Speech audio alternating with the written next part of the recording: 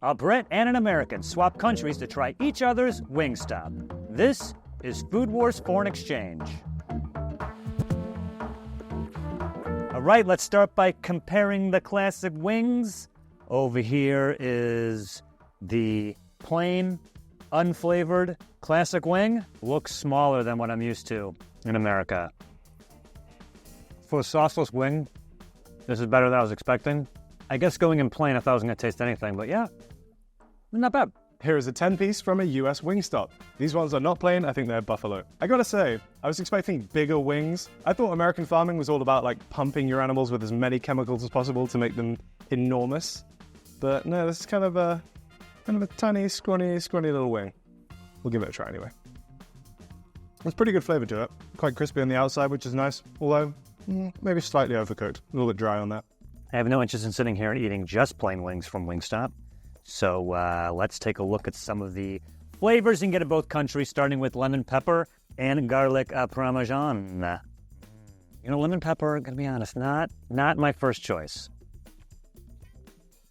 It's just okay. Personally, I like my wings to be a little saucier. Seems like if you pay for the flavors, they give you the bigger wings.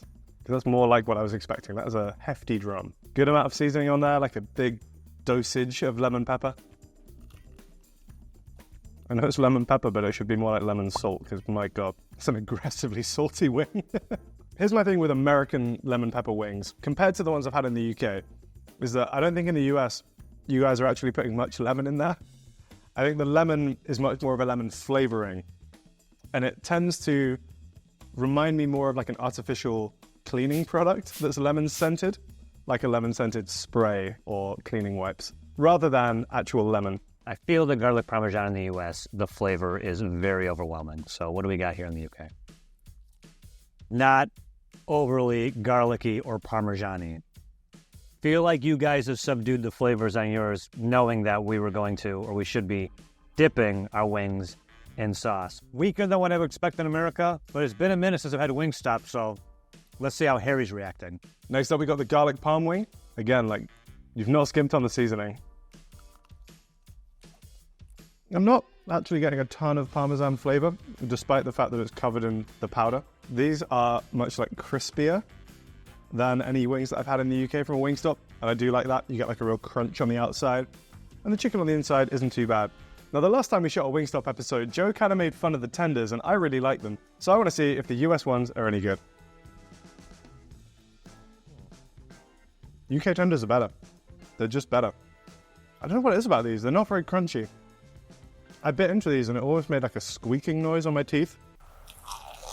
I don't know what's going on there. I thought you guys were better at fried chicken, but... Here are those tenders that Harry was so fond of. See how these taste. That is a fantastic tender. Really crispy, right? You picked up that crunch, right? Wow. And, of course, when you got tenders, you know you need to dip it in something, so we got ranch. Ranch is in the UK. Here it is, everybody. See how your ranch tastes. Our ranch has way more flavor. It has a more intensity to it than yours, which I think is a reoccurring theme with US versus UK. Portion sizes at Wingstop, if we exclude the combos and the platters, the biggest portion of wings you can get in the UK is a 12-piece. However, bring the boxes, bring them all up, bring them the boxes, let's go. There is an online combo in the UK called the Crowd Pleaser, which comes with 50 regular boned wings and 50 boneless wings and 3 large fries. It's meant to be shared between 5 people. Excuse me, it's meant to be enjoyed by at least 5 people. In the US, excluding combos, the biggest portion of wings you can order is a 100-piece. Yeah, it's just funny to me that you can order that many wings not explicitly as part of a sharing platter. Like, feasibly, that could just be kind of them saying, hey, you want 100 wings? Have 100 wings. Don't worry about sharing. When it comes to drinks, Wingstop in the UK offers Coke products, and you can get them in a 22-ounce cup. But we got this delivered, so we didn't get fountain drinks, just the 500-milliliter bottles. And in the US, drinks come in sizes of 20 ounces or 32 ounces. Here is everything you can find at Wingstop in the US that we can't get in the UK. Here's everything at the UK Wingstop I can't get in the US. In the US, they have a few exclusive wing flavors, 3 to be exact. First up, we have mild wings. As far as I can tell, these are just like a milder version of kind of buffalo wings. Yeah, that's pretty good. It's got that like buffalo sauce, vinegary kick to it, but somehow with almost none of the heat. Then in this box, we have the other 2 flavors. We have Cajun and Original Hot. So here is the Original Hot wing. I imagine, as the name suggests, it'll just be a hotter version of the mild wing. Yeah, it's Original Hot for a reason. It's basically just a buffalo wing. And then finally we have Cajun wings. Lovely color on this, like a really deep orangey red color. I don't love like buffalo wings that much. I think particularly when they're coated in like a vinegar-based hot sauce. For me, I just get too much of that kind of vinegary acid tang to it. Whereas with a wing like this one, with the Cajun wing, you still get the heat, but it's not that sort of like I say, acidic tang. I think you just get a bit more depth of flavor. I really like this. This is great. One thing that I do find funny is that we have Cajun fries at the UK Wingstop, so I'm not really sure why they don't just take that seasoning and put it back on the wings, because I think it would work. 2 exclusive wing flavors here at the UK Wingstop. First is the original, which I feel is probably what we would call the Buffalo Mild. Some decent heat to it. All right, Brazilian citrus pepper. Citrusy, some pepper flavor to it. Not bad. Nothing's jumping out at me on the flavor, I would say personally. One other thing that's worth mentioning with the wings is that you can get a bunch of different combos on the menus. In both the US and the UK, they even have a wing calculator on the website to figure out how hungry you are and how many wings you should order. A funny thing is that the recommended portions from the calculator vary depending on where you are, and it's exactly in the way you'd expect. On the website for Wingstop, we asked them to recommend what would be good for one person who is hungry, and they recommended, for me, here in the UK, 8 wings. On the US website, the recommended order for one hungry person is 10 wings. You guys have sandwiches, aka burgers. Just the big flavor burger. So this is slaw, pickles, ranch, and also, of course, chicken, and any sauce or flavor that you want. We went for barbecue. Let's go. Wow, this is great. This slaw is really good. UK Wingstop, let's go. The US version is the chicken sandwich. This comes with pickles, but no slaw. And also, it's one big piece of chicken rather than chicken tenders. Also, look at the funny distribution of pickles there. Let me quickly reorganize these. It seems like this one's been tossed in the original hot sauce. I like the look of the bun, very shiny bun. That's really good. The chicken is really juicy. I like the amount of heat that you get from the piece being tossed in the sauce. Pickles are good. I love pickles. Happy to see them included pretty much anywhere. This might actually benefit from the UK's slaw, because I think it's just a little bit dry. Some kind of slaw or like mayo or some kind of sauce on the bottom, I think would go a long way here, but pretty good, not bad. The US has a few exclusive sides that we can't find in the UK. First up, we have these Louisiana Voodoo fries. So these are fries which are covered in cheese sauce, ranch, and Cajun seasoning. They're not terrible. Yeah, they're not too bad. I quite like the Cajun seasoning. I like them on the wings. I like it now. I think maybe the cheese sauce and the ranch might be slightly overkill. Next up, we have Cajun fried corn. Which part of this is fried? Fried corn, not just pop up like popcorn. That's pretty good. Yeah, I think texturally I was expecting maybe something different from the frying, but don't really get too much of that. I do like the seasoning though. Quite salty. A little bit of heat, a little bit of smoke. Works well with the sweetness of the corn. I like it. And finally, on the US menu, you will find veggie sticks. The veggies in question here, obviously, are celery and carrots. I think these are pretty commonly found alongside wings in like bars and diners. Yeah, I wasn't sure if people actually ate this stuff when it was served with wings, but I'm now being told by the crew that they do. Not that much of a celery guy, but carrot sticks, I do love. You guys, sweet potato fries. You guys and your chips. By the way, you call them sweet potato fries here. I thought you called them chips. Sweet potato chips? Well, the sweet potato are always soggy. The honey mustard slaw, I had some of this slaw and that burger a second ago, and I loved it. So, just solo slaw? Not good. What happened? I guess the slaw only works as a topping and not on its own. One other thing to note is that we actually can get the cheese sauce that's found on the fries as a separate menu item here in the US. Obviously in the UK, we do have the cheese fries, so I'm not sure why they can't just give you the sauce on the side, but in the US, they do that. Both countries have their own exclusive desserts. In the UK, they have 2 exclusive churro flavors. We have Oreo crumb and Lotus Biscoff crumb. Jesus. Oreo. Fantastic. Lotus Biscoff is very good. Wow, these are awesome. These are really good. Yes to these. Wow. Then we're on to the desserts, where in the US, you will find this triple chocolate chunk brownie. That's really good. That's gooey, chocolatey. All right, moving on to drinks. If you're eating in-store, you can have all of these beverages. You know what you can get at the Wingstop in the UK that we did get? Couple of brewskis, baby! Camden Pale and Camden Hell's Lager are available at the Wingstop in the UK. Cold frosty brew with your wings. Sounds good to me. Then finally, we're on to the drink options from US Wingstop. First up, we have an unsweetened tea. Obviously, I'm from the UK and I'm very passionate about my tea, so I'm going to have to try this out and check that you guys aren't butchering it too badly. That has no flavor whatsoever. Apprehensive to try this now, but this is the sweet version of the tea. It's just sugar water. There's no tea flavor to either of these. What the hell is going on? That's just like syrup. That's not tea.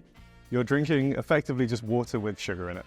In the US, they can also get Dr. Pepper and Blue Powerade. Finally, we have this enormous container of Simply Lemonade. This is US-style lemonade.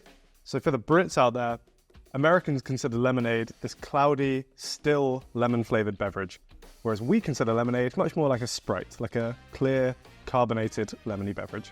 There are also 2 more teas on the menu at a US Wingstop, but we didn't get them today. These are a Gold Peak sweetened green tea and a Gold Peak raspberry tea. Although if these 2 teas are anything to go by, those will also be bad. I know I was dogging on some of the wings earlier, but I liked the sandwich a lot. The churros, both churro things are great. The Lotus Biscoff churros, absolutely loved. Oreo one's great too. Really wish those would come back to the US. You guys got beer, so good on you, UK. Your Wingstop, very nice. Your garlic parmesan, not garlicky and parmesan-y enough. Definitely had the smell, but the taste.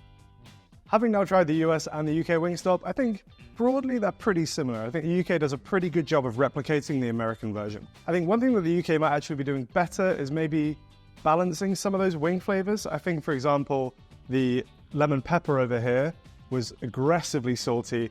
And again, I think the lemon flavor was just a bit too artificial and a bit too harsh.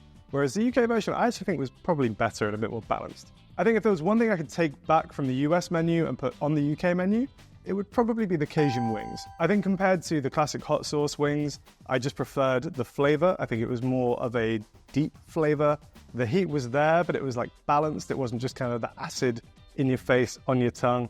There's a smoky flavor to it from the paprika. Yeah, I think it was just a very well-balanced, delicious wing.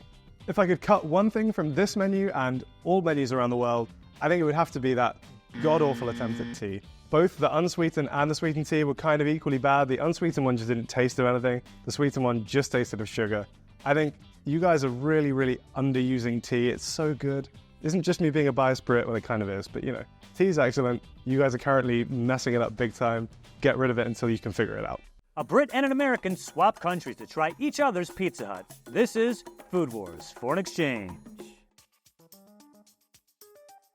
We'll start with the classic crust cheese pizza. This is a US large. Visually, there's a few differences with the UK one actually. I think the classic crust in the UK is actually more the pan crust. I'm liking the little bits of cheese that are kind of on the crust and have baked in a little bit there. In terms of the size, I actually don't think this is like ridiculously large. This looks maybe slightly bigger than a UK large might be. This pizza is also cut into 8 slices. Here is the UK large classic cheese pizza, or as the Brits call it, a margarita. I would say this looks more like a US medium. I've also noticed that this was cut into 10 slices, where ours is probably 8. You guys have smaller slices and smaller pizzas. It's good. It's just a very standard cheese pizza. Like when your brain kind of pictures what a cheese pizza should taste like, this is kind of it. Quite a thick layer of cheese, quite like an airy dough, but got like a satisfying chew to it. I like the sauce actually. It's quite sweet. Smells all right. Has this dustiness on it on the crust. Does anyone know what this is? Pretty close to the American. The American definitely has a lot more flavor to it. I would say a stronger sauce flavor. This just tastes like cheese and bread. I'm just not tasting the sauce at all. And let's see what's on the end here. That's good. I eat the crust because I'm an adult, but I know some people don't for whatever reason. Here's everything at Pizza Hut in the UK I can't get in the US. And here is everything you'll find at Pizza Hut in the US that we don't have in the UK. Before we get into the preset pizzas, let's take a look at the exclusive customizable options on offer in the UK. When it comes to the crust, the UK exclusive is a Cheesy Bites crust. And look at this thing. Yeah, this thing looks like a nightmare. Starting with the crust, the Cheesy Bites crust. Now, I'm not quite sure why this didn't take off in the US. We love hiding cheese in bread and pizza. So that actually doesn't really bother me that much. It's everything in the middle here.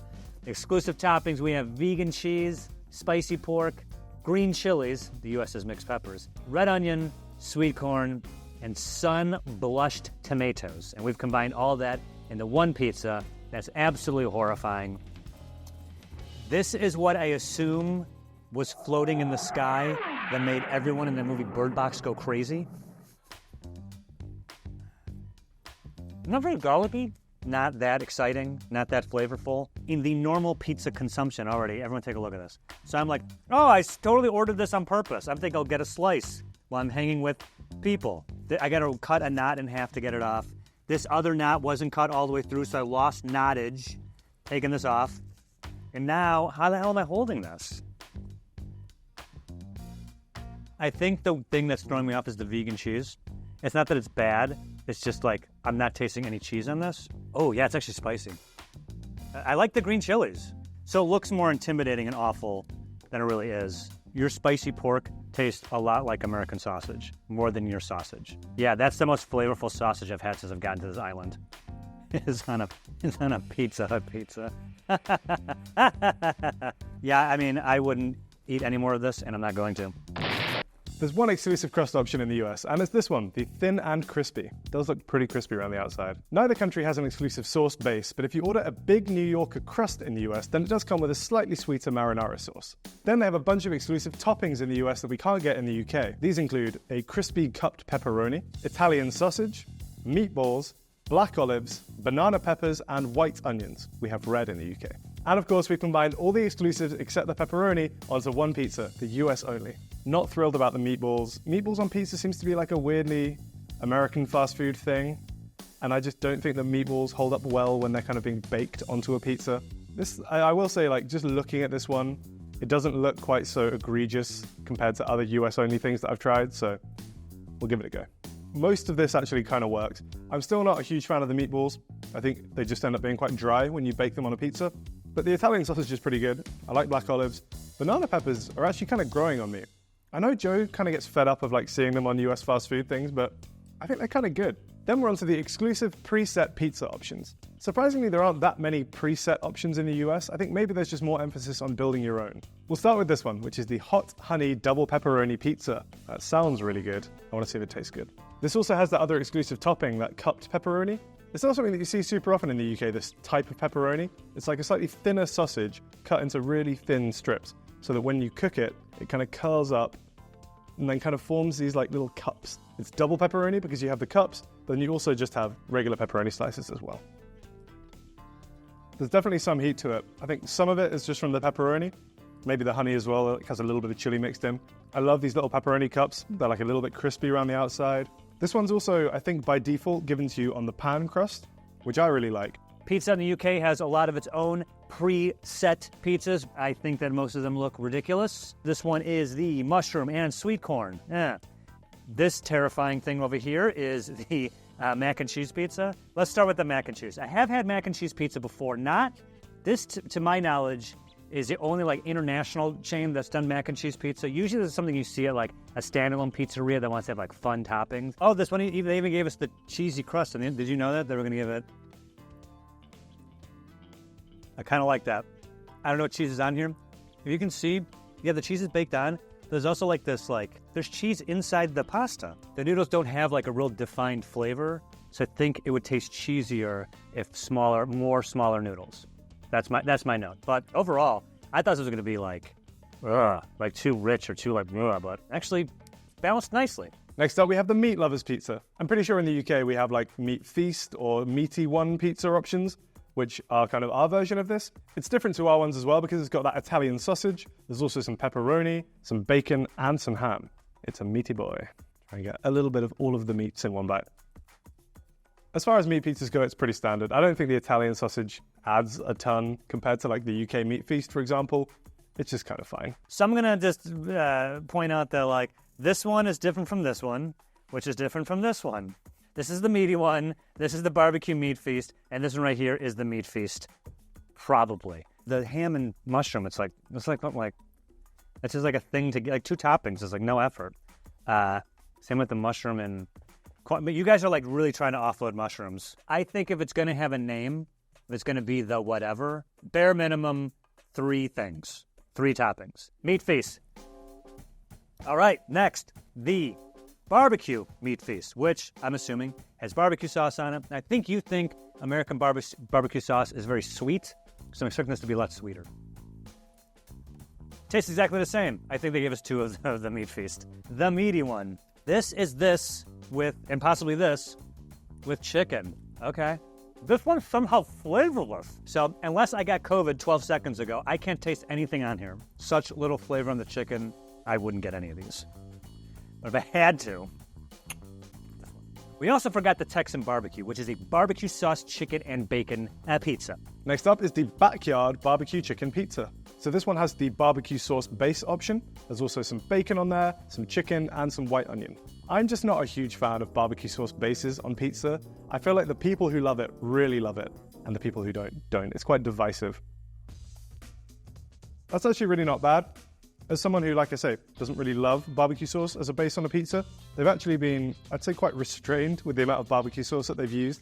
It's not overpowering, it's not too sweet. Next up is this buffalo chicken pizza. Buffalo chicken pizzas seem to be a thing in America, whereas they are very much not a thing in the UK. I'm just not convinced of its merits as a base for a pizza. That's just really not for me, that's kind of bad. There's like a tiny bit of sweetness in there, but like not nearly enough to balance that out. And the chicken's just kind of there. That's a whiff for me, I'm afraid. That's a big womp womp. And then the final option today is the Hawaiian chicken pizza.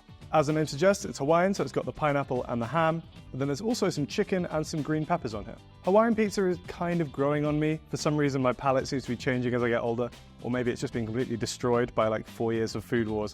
But yeah, I'm no longer like as much of a pineapple on pizza hater as I once was. Let's give it a go. That's really not too bad. I think the one thing that I'm a bit confused as to why they've included it is the green pepper, because for me that doesn't really work. The pineapple's fine.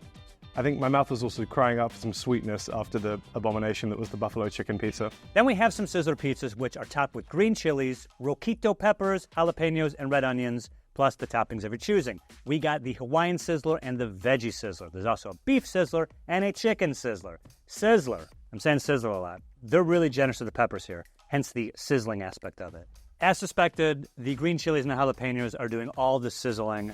Look, I love spicy food. I do take issue with stuff like this, where they go, we have this thing, we have a spicy version. You're like, I'll take the spicy version. And they're like, we just put peppers on it. Like, doesn't seem very considered. I defend Hawaiian pizza. I don't like food police telling me what can and cannot go on a pizza. I get Hawaiian pizza regularly. I like pineapple on pizza. Okay, Italy, chill out. But I can't imagine Hawaiian and jalapeno going well together. So here's how this could work.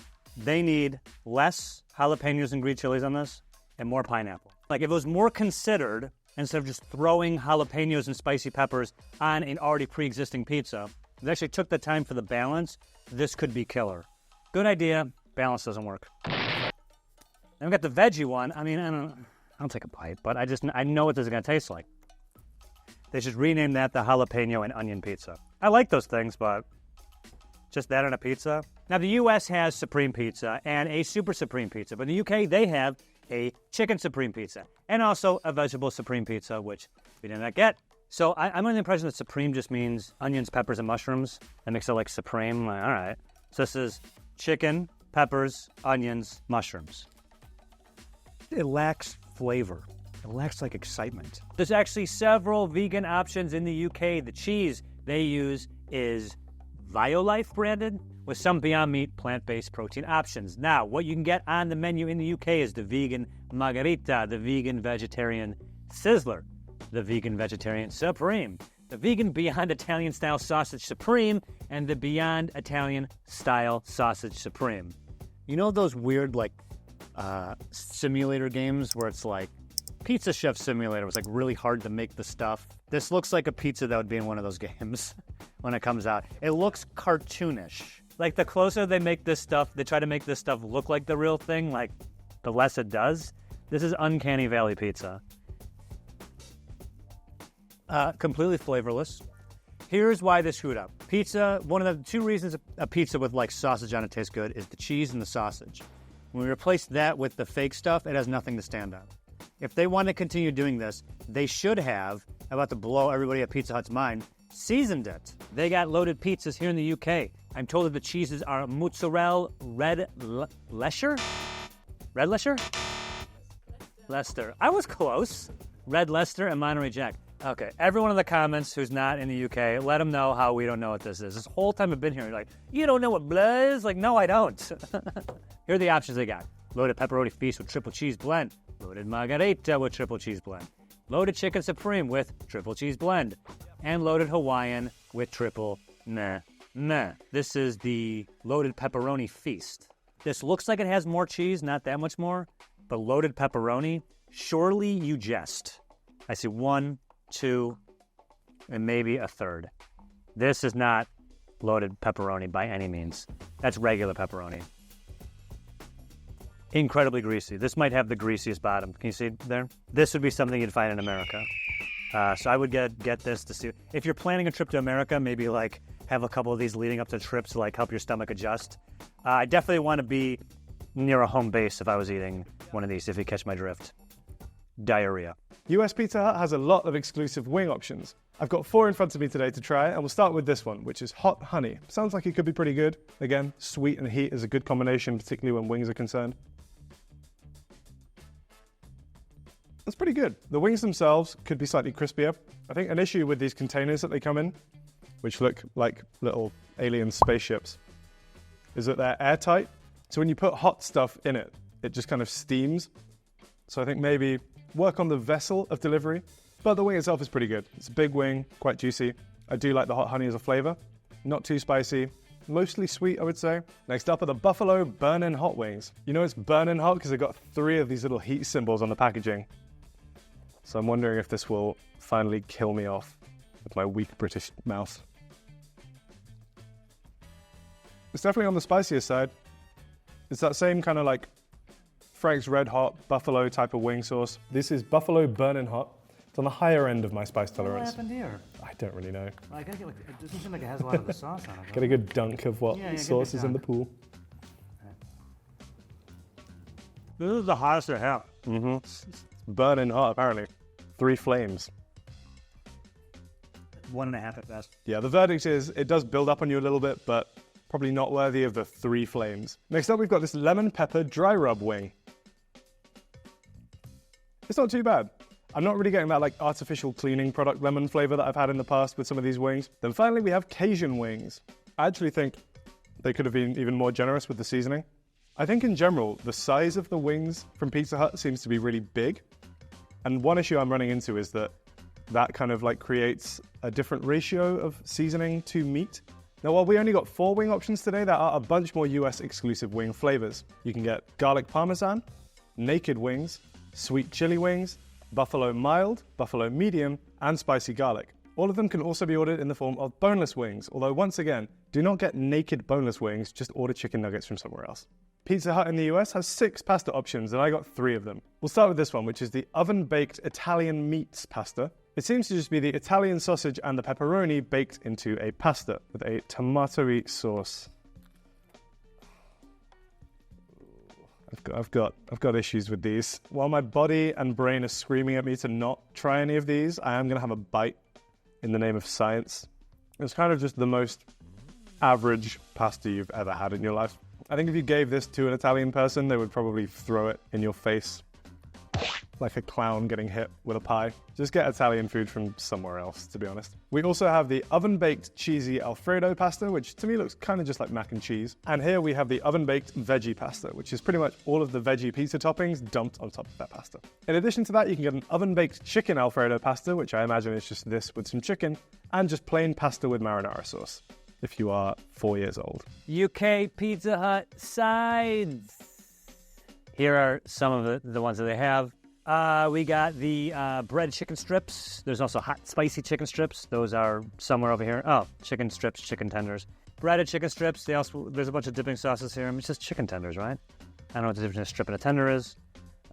Also for dipping sauces, barbecue, garlic, herb, sour cream and chive, and sweet chili. This is the barbecue bacon loaded mac and cheese. You should go right to jail for ordering this. And there's also a carbonara loaded mac and cheese and a margarita loaded mac and cheese. Guys, enough with the mac and cheese, all right?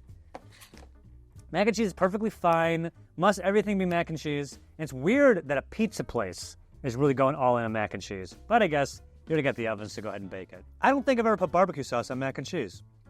Maybe I've gotten barbecue sauce on it because mac and cheese would be the side in barbecue. So I guess the logic of barbecue's popular, mac and cheese is usually on a barbecue plate along with barbecued ribs and brisket and beef and all that. So let's put the barbecue sauce on the mac and cheese. But F- on this. This is like, ugh. Halloumi fries. UK, I'm about to blow your mind and tell you that halloumi is almost non-existent in America. Nobody cares about halloumi. I didn't even know quite sure what it was until I came over here. It's good, though. I actually prefer this to, like, mozzarella sticks, because the halloumi has, like, a way better flavor to it. I like it. I think Americans would like it if it was more readily available. It just isn't. In the US, Pizza Hut has a bunch of breadstick options with various toppings. Again, for the UK audience, these are not breadsticks as we know them, the kind of crunchy snack things. These are breadsticks as in basically just pieces of dough with stuff on them. There are 4 types of breadstick on the Pizza Hut US menu. Firstly, we just have the plain ones. Even though they're the plain ones, they do still come with quite a lot of this like garlic parmesan crust topping on them.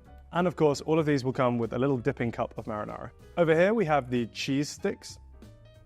I've done that so badly. I think Pizza Hut is cooking these in the same pans that they cook the pan pizzas in, because you do get this really nice kind of crispy cheese crust on the outside. They are very bready, as the name suggests. Not lying, but it's quite like a nice soft pillowy bread. In addition to the cheese breadsticks, you can also get some roasted garlic cheese sticks. That's pretty good.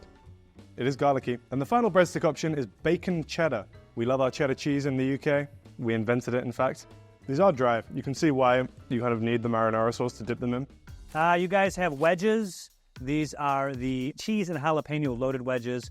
Smothered in cheese and jalapeno. The jalapeno lobby is just killing it on this island, man. You guys can also get barbecue bacon loaded wedges and just regular potato wedges. There's also Beyond Italian style sausage hair and share topper. What is that? And a cheesy garlic tear and share, which is garlic one of the toppings. Eh?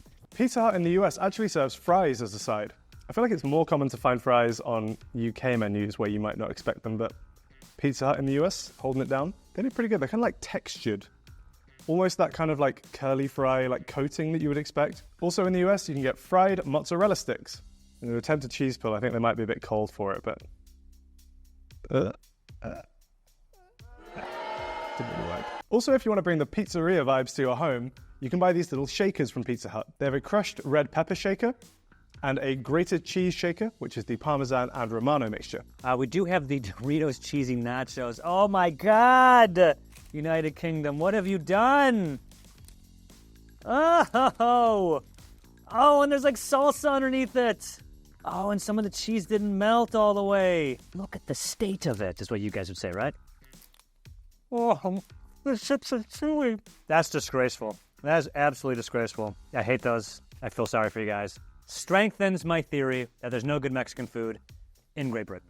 Garlic bread, which I don't have, and cheesy garlic bread. They also have cheesy triangles, which are right here. Are these like mac and cheese bites? Oh, it's just a wedge of cheese. Oh, that's funny. Yeah, that's all right, I guess. Also, you can get a mixed leaf salad. I'm actually in the salad. Pizza Hut. Pizza Hut in the US has a bunch of exclusive desserts. I would say too many. First up, we have these chocolate donut bites. They look more cakey to me. I think in the UK, we associate donuts with those like yeasted donuts, whereas in America, there's kind of a divide between yeasted donuts and cakey donuts. Not a huge fan of these. The inside bit of chocolate cake is still quite nice and moist, but the outside has just gone like a little bit overcooked and dry. Next up, we have Cinnabon mini rolls. I think Cinnabon also partnered with Taco Bell. They seem to just be partnering with anyone. You get a tray of 10 Cinnabon mini rolls, and they are absolutely swimming in the cream cheese frosting. I do love Cinnabon. I hadn't really ever had it until we did the US-UK Cinnabon episode. They were very tasty, although I was in a sugar coma for about a week after that. Look, it's Cinnabon. It's delicious. If you've had Cinnabon, you'll know what to expect. If not, it's a really good cinnamon roll, covered in icing. Exclusive dessert options in the UK. You can get a chocolate chip cookie dough. Well, I mean, this is a chocolate chip cookie. Is this considered cookie dough to you guys? You guys are calling a giant cookie that you didn't bother to shape cookie dough? It looks like it's a doughy in the middle. There's also white chocolate chip caramel cookie dough. And they also have Ben & Jerry's flavors here. We didn't get them all because they have many of them. This one we got was the chocolate cheesecake. Bam! I'm not reading off all the names of other Ben & Jerry's, but get those on screen. You can get those on screen. This doesn't surprise me, having Ben & Jerry's at a fast pizza place, because people, if they're getting Pizza Hut, they're probably expecting to eat a lot. So this makes sense to me. What doesn't make sense to me is what this is over here, an ice cream brand I've never seen before, and I don't know if this exists outside of Pizza Hut, but a brand called Rob and Nick's. Let's get a look at that label. Let's go ahead and get a look at the label of arguably the most famous ice cream brand. Update, we don't know what this is. The guy gave it to us. This could be just his ice cream that he's starting on. Kind of snuck it in there like, I'll throw a couple of Robin Nixon. I mean, that actually is not the worst idea if you're trying to get people to try your ice cream. Like whenever someone orders ice cream at where you work, just kind of throw one or two of these in there. We're like, oh, I made a mistake in Robin Nix. But then, let's say we eat this and enjoy it. How can I ever order it again? It's not on the website. They also have Magnum branded ice creams, which you did not get today, but we did get Robin Nix. Magnum double salted caramel, Magnum double star chaser, and Magnum double sun lava. Next, we have the ultimate chocolate chip cookie. This thing is huge. It's okay. It's ultimate in size. It might not be ultimate in taste. Then we have the triple chocolate brownie. That's pretty good. It's a fudgy brownie. They've been pretty generous with the chocolate chips. Can't complain. The weird Death Star container things are back for the apple pies. These ones I am excited for. In the UK, McDonald's still fries its apple pies. You can tell it's fried because you get these little blisters all over the pastry. I know in America at McDonald's you guys bake your apple pies. Terrible idea. They're way better fried. They do look like mini versions of UK McDonald's apple pies, so I'm into it.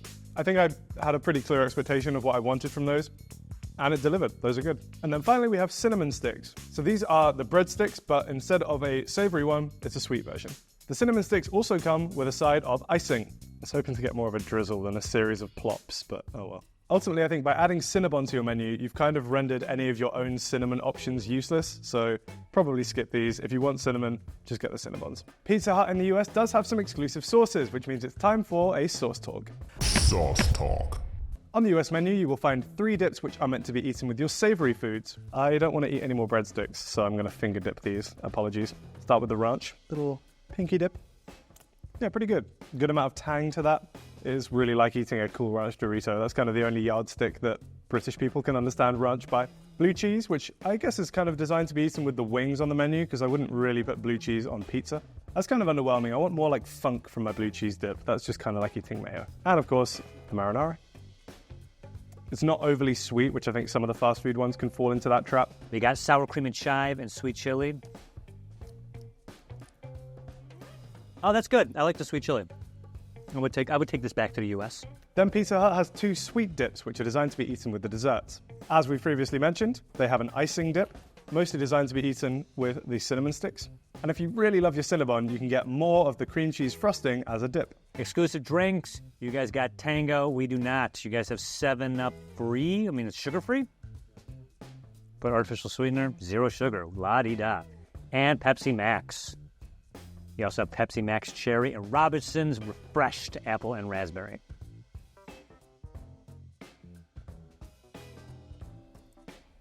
That's pretty good. Here's why this doesn't work in the US. Too tart. Finally, we're on to the exclusive drinks. There are a bunch of them, but we only got 3 today. Firstly, we have a Pepsi Wild Cherry. I'm pretty sure we can get cherry Pepsi in the UK. I don't think they describe it as wild though.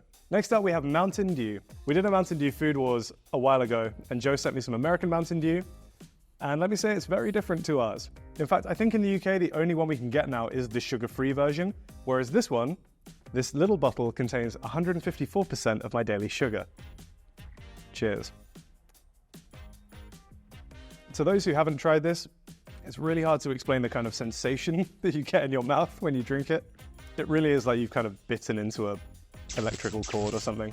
And just in case my body hasn't had enough sugar today, we also have Crush Orange. Not quite as sugar-filled as the Mountain Dew, this one only has 142% of my daily sugar in it.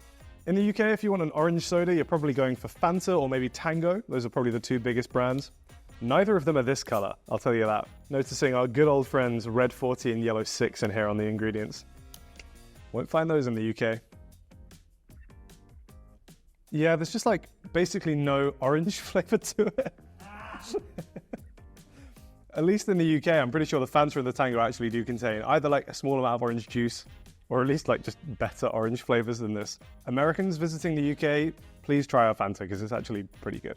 The other drinks that you can get, which we didn't get today, include a Pepsi Zero Sugar, a Lipton Green Tea with citrus, Lipton Iced Sweet Tea, Starry, Mug Root Beer, 1% low-fat chocolate milk, lemonade, and 1% low-fat white milk.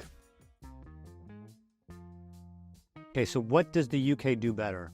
Okay, so I like the mac and cheese pizza. I like the chili dipping sauce. Oh, I like the powdered Parmesan crust. Thought that added a nice flavor to it. Definitely liked the mac and cheese pizza. I have some few notes, but definitely worth checking out. What would I cut? Just about everything, but especially your nachos. Those are a crime. US, I mean, our stuff tastes better. Our pizza's more flavor. Maybe a little too much. If I could take one exclusive back, I would take back the chili dipping sauce and I would take the mac and cheese pizza, but I have notes. I like the idea, but we gotta adjust some noodle to cheese ratio, but I think we can do pretty well.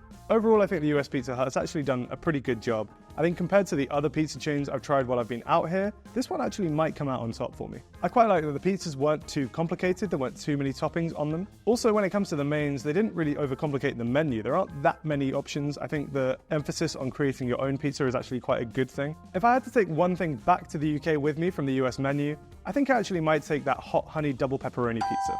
I like the hot honey as a topping. I think it added a nice sweet heat to the pizza. And I really like those smaller crispy pepperonis and they added some nice spice, some good texture, and would definitely be welcome on the UK menu. If I had to cut one thing from the US Pizza Hut menu, it would probably come down to either the buffalo chicken pizza that I really didn't like, or maybe those pastas because they were a little bit offensive. A Brit and an American swap countries to try each other's Taco Bell. This is Food Wars Foreign Exchange. Start with the classic tacos. You can get a crunchy or soft tortilla. You can also get them in supreme or regular versions. And when you get supreme, that means it has sour creams and diced tomatoes. So supreme. Starting over here, these are the softy boys. Right here you have what appears to be a standard soft shell taco. That might be a little bigger than in America. And we got supreme. This thing is dripping with grease. And then the supreme version. We're going to compare the same tacos here in the US. This is the classic crunchy shell taco. One thing I think is worth noting is that usually in the UK, if you say taco, we imagine a hard shell taco. Soft shell tacos, I think we would just more call tortillas. I don't get a ton of flavor from that at all. Next up, we have the Supreme Crunchy Shell Taco. I like the extra bit of texture you get from the tomatoes and the sour cream. Tastes really good. Kind of annoyingly on both of these, they've immediately gone quite soft. If they're gonna have a hard shell taco, it should be able to like withstand a few minutes in a bag without immediately softening again. It's not a hard shell really, is it? That's just false appetizing. Then of course we have the soft taco versions. This is the classic soft taco with the beef. Doesn't that look appetizing? Yeah, I actually like that. I think I prefer the soft shell to the hard shell. Quite a nice, pleasing texture. On the tortilla, flavors again, pretty similar to what I'm used to. And then finally we have the Supreme Soft Taco. Definitely my favorite of these four. I do think the sour cream might be slightly different in the US to the UK. It's got a really quite thick creamy texture to it, which I really like. I don't think there's a huge difference from the US to the UK based on what I can remember. Then we have the Crunchwrap Supreme. You know what it is. It's basically everything you get in a Taco Supreme with an extra tostada chip layer, and they wrap it in a tortilla, and they usually grill it shut. This one is not grilled, so it's like your grandma's change purse, just opens right up. Oh God. It's like when you see that picture of the lights turned on at Magic Mountain, you're like, oh, that's what it's like? So it's better to not know how this works. This looks horrible, right? We can all agree this looks horrible. And then here we have the US version of the Crunchwrap Supreme. This is one of their most iconic items, I would say. The temptation to just like launch one like a Frisbee is always quite high. I still don't really know the best way to eat these. I guess you'd have to pick a corner and go for it. So here we go. It's basically just like a slightly better in every way taco, which I appreciate. If I bit into a UK Crunchwrap Supreme, that's pretty much what I'd be expecting it to taste like. Taco Bell serves Pepsi beverages, and in the US they come in 3 sizes. We have a small, which is 16 ounces, a medium, which is 20 ounces, and a large, which is 30 ounces. For the UK audience, that's around 900 milliliters of drink, so almost a litre of Pepsi. Usually a large in the UK caps out at around like 500 or maybe 600 milliliters, so to go like a third bigger than that to us is kind of wild. I love fountain drinks though. Fountain Pepsis and fountain Cokes always hit different. Now in the UK, if you're dining in, they have 2 fountain drink sizes. The regular, which is 16 ounces, and the large is 22 ounces. We got this for delivery, so you have the choice of either can or bottle. Here's everything you can find at a UK Taco Bell you won't find in the US. And here are all the things on the Taco Bell menu in the US that we don't have in the UK. Let's start with the tacos. We're starting with a banger here. It's a Doritos Cheesy Gordita Crunch. So for those who don't know what a gordita is, it's a soft taco. They put some cheese on that and then use that to kind of glue it to a crunchy taco on the inside. However, the twist here is that the inside one is a taco made of Doritos, which is so American. Otherwise, it has the same fillings as the Supreme taco. So there's lettuce, cheese, beef, sour cream, and I think some tomatoes somewhere in there. I know this is one of Joe's favorite things on the menu, so let's see if it lives up. I'm of the opinion that there aren't many foods that won't be improved by adding Doritos to them. This kind of proves that. Add Doritos to more things. You'll have a good time. Next up, we have the Black Bean Chalupa Supreme. So I believe the difference between a chalupa and, for example, a gordita is that the chalupa, they fry the taco. I feel like as we go, the menu's just getting progressively more American already. And obviously because it's Supreme, it contains tomatoes, lettuce, cheese, sour cream, and in this case, black beans. Let's see if frying it makes a difference. That's really good. I think, to be honest, I could probably get away without frying the taco. Black bean filling though, really good. Next up, we have the double stacked taco. I think the double stacked refers to the fact that you have, again, a soft shell and a hard shell taco in here. So you have all the fillings of the regular taco, the beef, the cheese, and the lettuce, but then you also have these crunchy pieces of tortilla, which I think they are calling fiesta strips. So hopefully this will be like a party in my mouth. I think I've also just like found a bit of queso in there.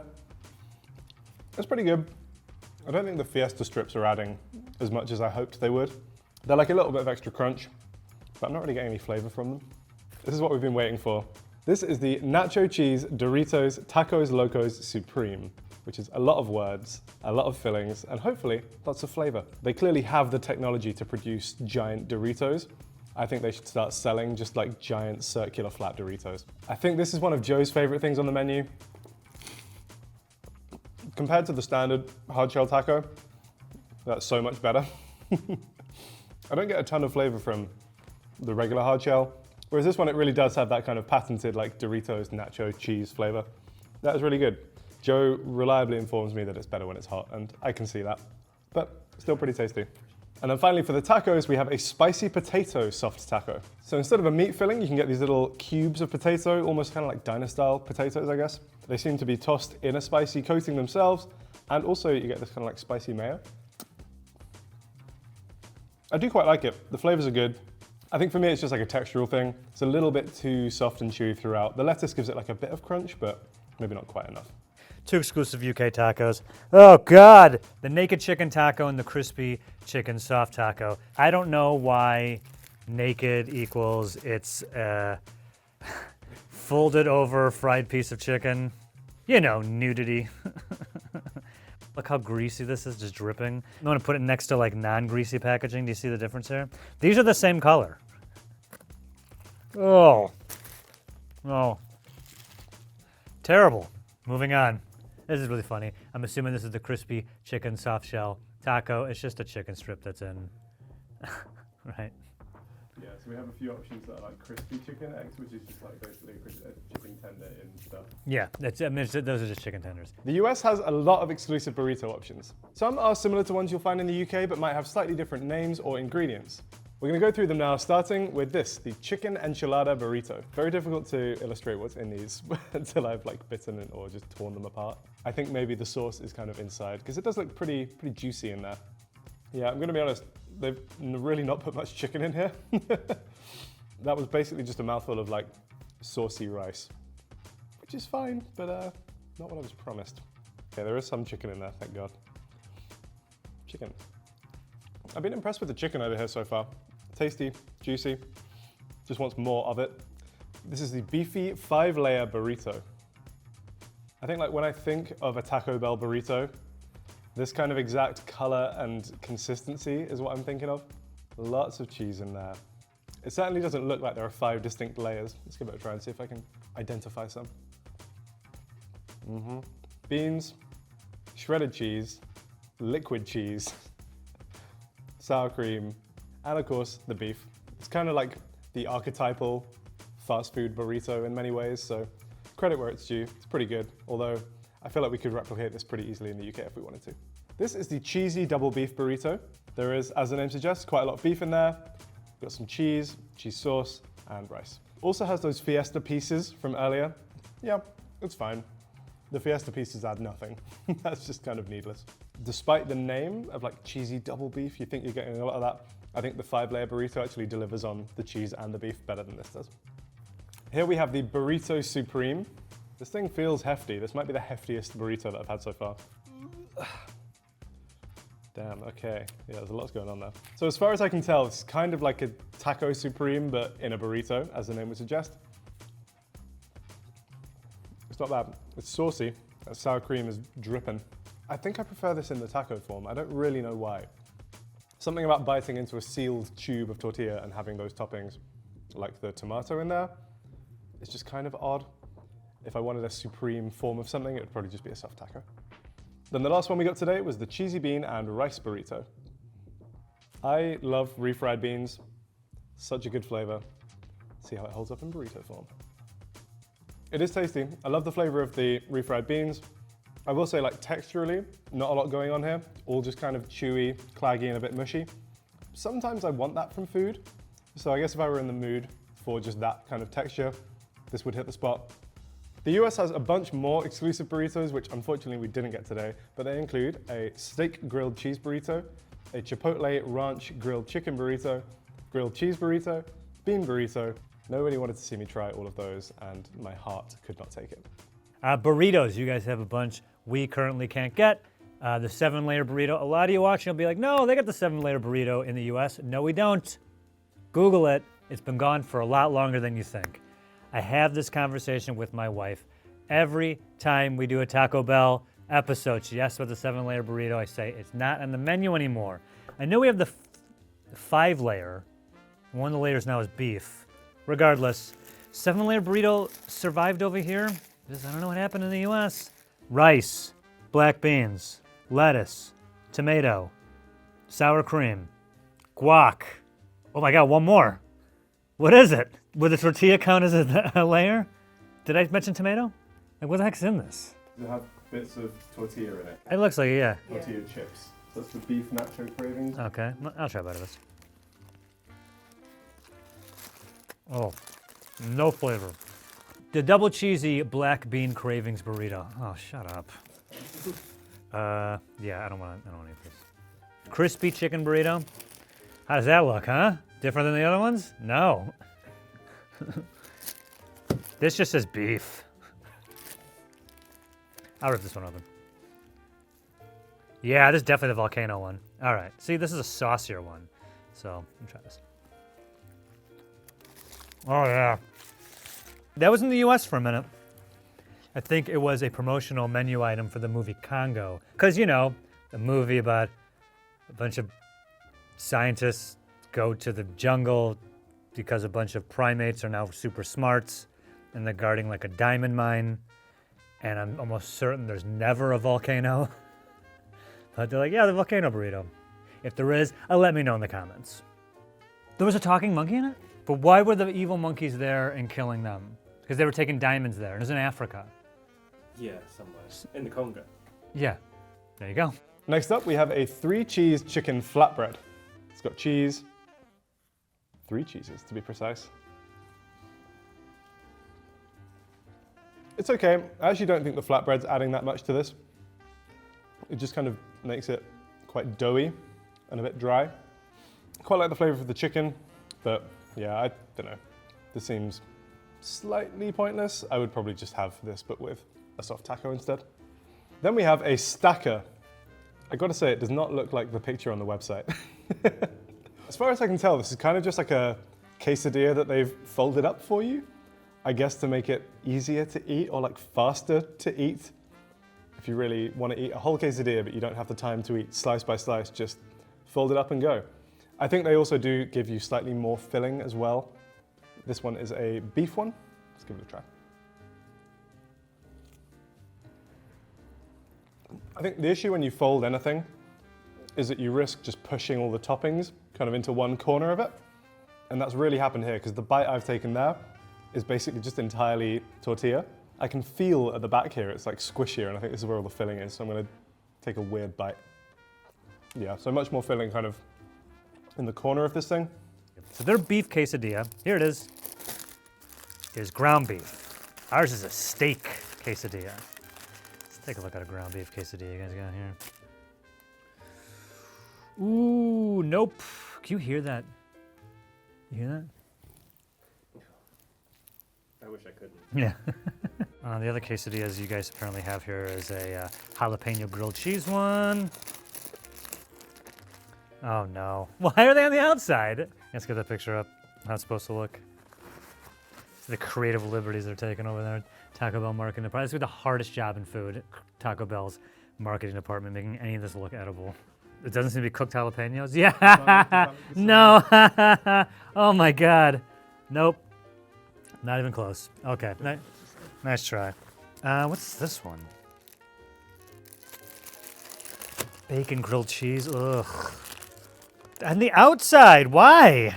And also, this is not convenient to eat at all, I don't think. It's really flimsy and greasy. Gross. And then I got the baby one. Ripped from its mother's arms at an early age, forced to be on the menu at Taco Bell. This next one I'm excited for. This is the famous Taco Bell Mexican pizza. How to offend multiple cuisines at once. This is one of their more famous menu items. It also kind of developed a bit of a cult status because it was taken off the menu for a while and then was only brought back in 2022 after mass outcry from the public. So this pizza is made by taking 2 crispy tortillas, sandwiching some beef or vegetable filling in there, and then the topping is sauce, cheese, and tomato. So it's kind of loosely hitting the areas, I guess, that are required for something to qualify as a pizza. I'm open-minded. Let's give it a try. So we got the beef one, so there's ground beef in here, as well as, by the looks of it, some refried beans. I actually kind of like this. The filling is good. It's basically just refried beans and beef, so you know what that's going to taste like. The tortillas have actually maintained a surprising amount of crunch, which is good, because I like the textural contrast. Also, it does kind of hold up when you take a slice, which is impressive. And then the toppings are good. The tomato's good, cheese is good. You can also get a cheesy jalapeno Mexico pizza and a cheesy jalapeno Mexican pizza with veggie. Plant-based Crunch Wrap Supreme. Plant-based volcano burrito. Oh man. Wow, I taste the difference right away. Oh no. Nope. Plant-based taco. Not bad. I definitely like the idea of the plant-based meats. and usually think it's okay, at least in America, because most of these fast food sandwiches and tacos are just like covered in like a sauce and loaded with so much sodium you really wouldn't notice anyway, but for these, I can definitely tell. Ugh. I think it's worse. You might like the flavor, and if you don't eat meat, probably can enjoy it now, but the difference is noticeable. And also, plant-based quesadillas. The meat is plant-based, but it still has actual cheese, and I'm assuming actual sour cream, so it's more vegetarian than vegan. The US actually doesn't have any fake meat on the menu. So for example, if you wanted a vegetable Crunchwrap Supreme, you're stuck with black bean. Taco Bell in the US has a range of breakfast options, which is cool because we don't even have a breakfast menu at a UK Taco Bell. So this is the cheesy toasted breakfast burrito with bacon. I know that people are crazy about their breakfast burritos, especially in LA, where we're filming this. So I feel like if they're gonna have this on the menu, they should do a good job. It looks pretty generous with the bacon. There's cheese in there. Let's give it a go. I'm pretty impressed by that. That's pretty good. Generous with the bacon, but they've like finely diced the bacon, so it's kind of interspersed throughout all the rest of it, which is nice. There's egg in there, cheese in there. That really just kind of like hits all the key areas that you want a breakfast burrito to hit. For the cheesy toasted burritos, you can also get them with sausage or potato as the filling. I'm a little confused because now we have a burrito which came in the same wrapping as the other breakfast ones, so I think it is a breakfast burrito, but it doesn't look like any of the other ones that we've got. It's got like one of those grilled cheese skirts on the outside, but then it's also got fiesta strips on the inside. From what I can tell, rice, beef, and cheese as well. I'm not seeing any egg in there, but hey, it came wrapped like a breakfast burrito. If I had to hazard a guess, I would name it something like the beefy fiesta grilled cheese breakfast burrito. I might have just completely made that up, but hey, there you go. It's pretty good. I like the grilled cheese on the outside. Next up, we have a grande toasted breakfast burrito. This is the one with steak. Looks kind of similar to the regular toasted burrito. Also adding grande to it seems to suggest that you get potatoes included as well. Yeah, I think this kind of needs the cheese, especially when you're adding the potatoes, which are quite dry. Dry. They have a breakfast quesadilla on the menu in the US. To save myself having to get the entire thing out again, I will just try and tear a slice off. So this is a slice of the sausage breakfast quesadilla. The sausage is nice, kind of like quite herby, meaty. Just kind of, again, want a bit more of that, because right now, with the cheese and the egg and the wrap, it's a little bit dry. We got the sausage one, but you can also get this in options of bacon or steak. In the US, you can also get breakfast crunch wraps. This one is the California breakfast crunch wrap, which is fitting because we are in California. I don't exactly know what's in this. There's like a tiny bit of green peeking out, which makes me think maybe there's avocado in it. So definitely avocado, quite a lot of guacamole in there. Also got the eggs, bacon, tomatoes, and some cheese. That's pretty good. I think partly just for like the convenience of a breakfast burrito, grabbing something on the go and being able to eat it, I might lean towards that rather than a breakfast crunch wrap. But I like the Cali option. I like the addition of the avocado. Not bad. And of course, it wouldn't be a fast food breakfast menu unless they served hash browns. Not bad, but nothing beats a McDonald's hash brown for me. There are a couple of kind of Cinnabon-y things on the dessert menu, but we'll get to that. But first up, they have two Cinnabon drinks. They have a hot and a cold Cinnabon Delights coffee. I'm not really sure what to expect from this. I don't know if I've had a Cinnabon Delight before. Yeah, that's certainly one of the beverages I've drunk. And then we have the iced Cinnabon Delights coffee. You guys love your comically oversized iced coffees, don't you? Yeah. The crew's telling me this isn't even that big, which to me is absurd. These aren't great. Exclusive sides. They got chicken strips, chicken tenders at Taco Bell, of course.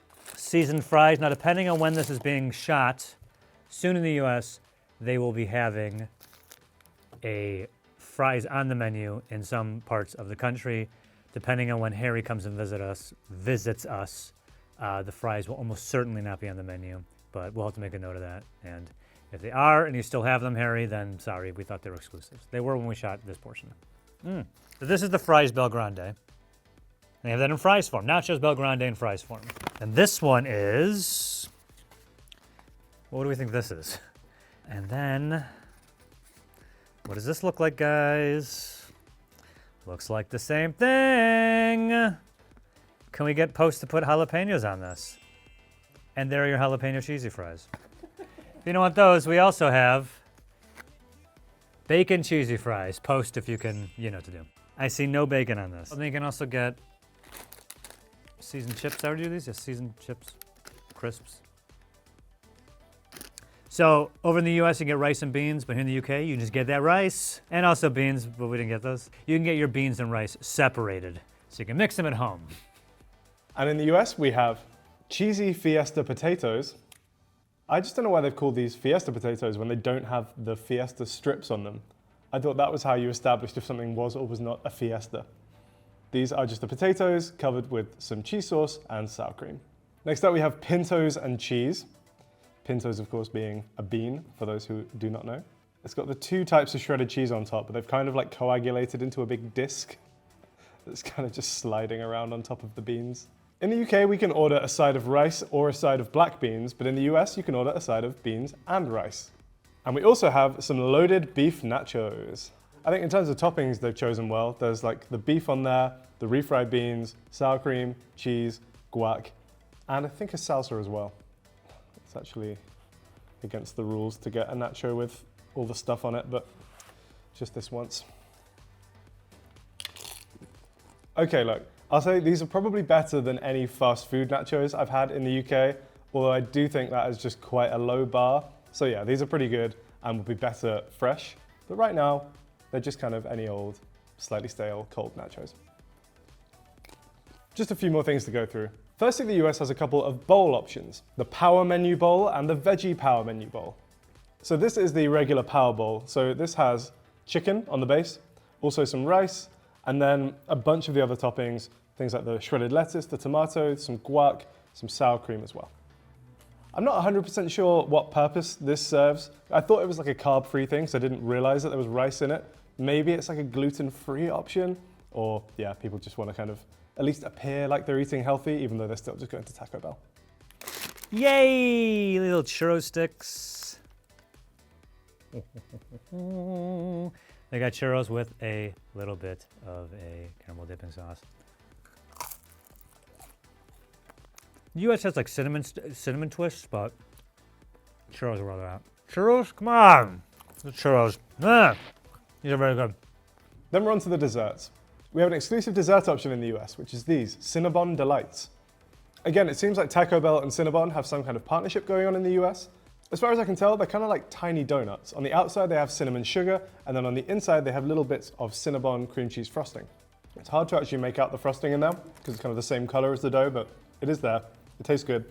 I think they could actually stand to go even heavier on the cinnamon, especially, you know, it's a Cinnabon product. Cinnamon's kind of almost in your name. As part of the partnership between Cinnabon and Taco Bell, you may also be able to find cinnamon rolls on the menu, although unfortunately we couldn't find any today. So many exclusive UK options. I got 3 of them. They got Pepsi on the menu here. Also Tango Orange. Finally, Tango makes an appearance. And Mountain Dew Zero Sugar. You can also get beer at Taco Bell. Soul beer specifically. Tango Apple, 7-Up Free, and Robinson's Apple and Blackcurrant.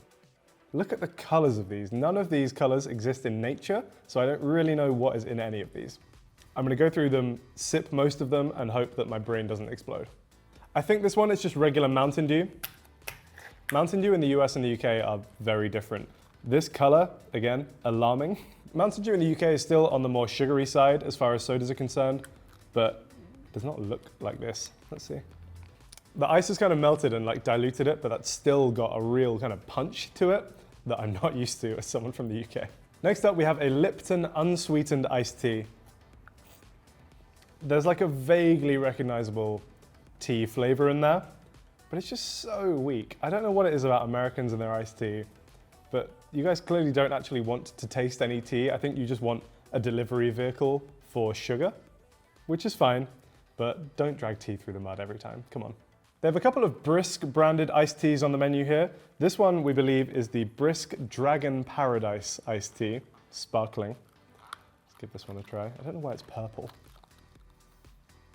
I don't know how you can call this a tea. In the UK, you get those ice poles in summer, and the blue one of those pretty much just tastes like sugar with a tiny bit of like artificial raspberry in it. That's kind of what I'm getting from that. Again with the colors, guys, like what food colorings are you putting in? This is alarming. If you see a snake this color in the wild, like run the other way as fast as you can. I think this is the G2 Gatorade Fruit Punch.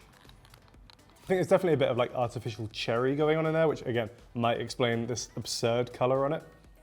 It's fine, it's okay. Next up we have this Dole Lemonade Strawberry Squeeze. Yeah, that one's actually fine. That one's pretty tolerable. Mostly lemonade, good strawberry flavor. That's fine. We have another brisk tea. This one is the Mango Fiesta flavor. Ooh. There's mango flavor in there, but it's just like that extremely artificial mango flavor. And again, just too sweet. We've saved the best till last because our last beverage is Mountain Dew Baja Blast. This is the regular one, and it also comes in a freeze version, which is like a slushy, which as you can see, has now melted. Now, I've never tried this. Joe always has pretty strong feelings towards Baja Blast, so I think we should get him in here to try and explain it to me. It's like drinking a Powerade Mountain Dew flavored battery. We'll take a sip, see what you think. All right, man, I'll cheers. take a sip of this one.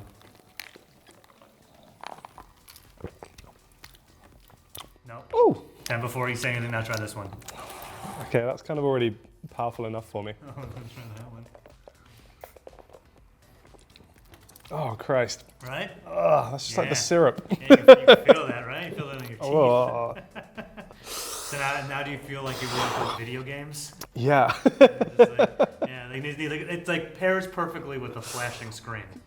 We also have a few more drinks that we didn't get today. These include a Mountain Dew Baja Blast Zero Sugar, Dr. Pepper, Diet Dr. Pepper, Mug Root Beer, Starry, Iced Tea Special, Sweet Tea Special, Aquafina Bottled Water, Tropicana Orange Juice, and a premium hot coffee. I have to say off the bat, this Taco Bell wasn't as awful as I thought it was going to be. This is the one I was kind of dreading. I didn't like most of it. I did like your volcano burrito. I wish that was still in the United States.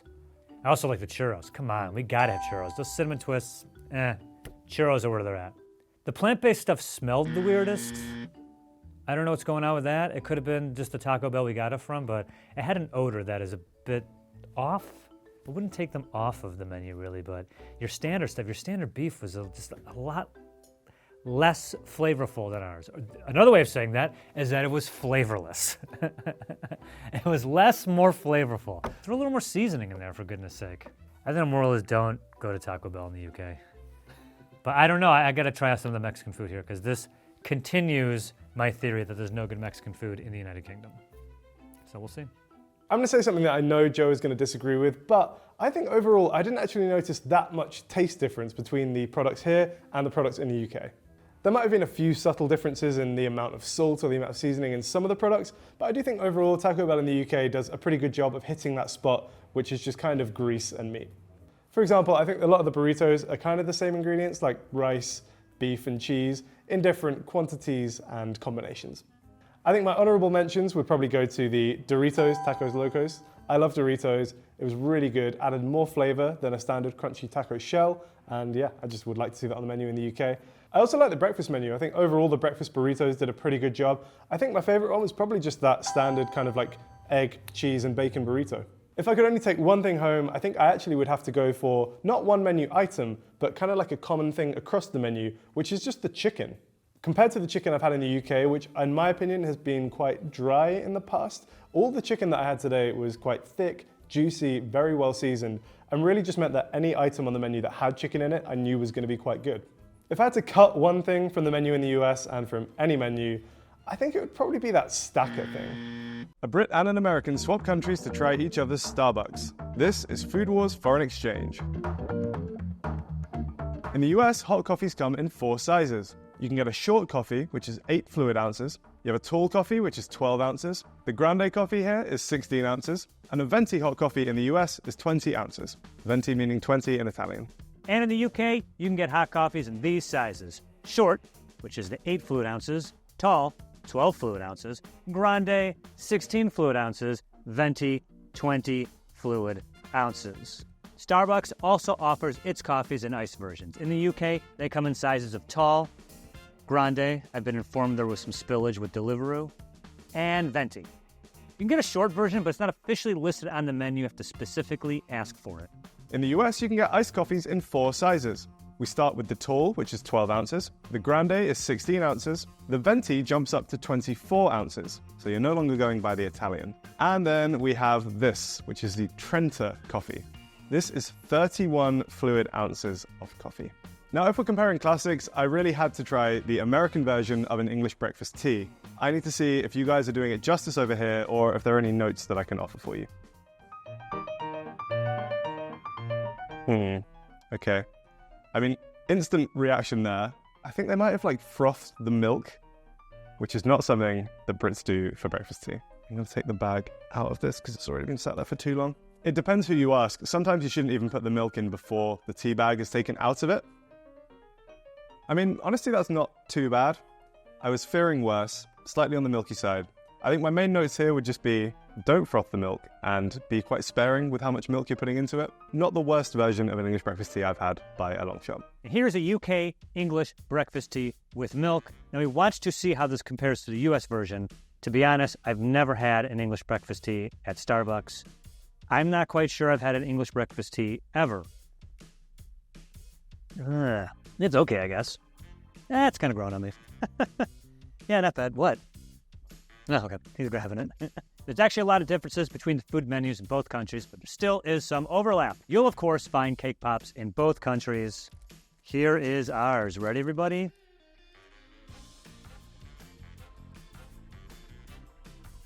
Shameful. Shameful, Starbucks. Pretty close. This is good. Here's the US version of the iconic Starbucks cake pop. This is the birthday cake flavor. That's really good. I think actually that might be slightly better than a UK cake pop. In the US and the UK, Starbucks sells sous vide egg bites. Each country has slightly different flavors. I've got 2 of the American ones here. We'll start with these ones, which I think are the classic. These are the bacon and Gruyere egg bites. I don't know if I've ever had a Starbucks egg bite before, so I'm kind of intrigued. They're not bad. I like the bacon flavor. You definitely get some Gruyere cheesiness from that. Not sure if this is the best delivery method for eggs, but... And the other version we got today are these kale and mushroom egg bites. Pretty good, not bad. I think I might actually slightly prefer these to the meat version, which for me, kind of unusual. Egg bites. I will say right off the bat, they do not come in a box in the US. Your guys' egg bites come with the understanding that when you get to your destination or when they get to you, you cook them, or you microwave them. I guess it's cooking. Sounds like my egg bites are done. All right. Thank you, kind sir. These don't look like our egg bites. These don't taste like our egg bites at all. It tastes like microwavable eggs, actually. The egg bites in America, way better. I love them. I get them all the time. This is a disgrace. A bloody disgrace.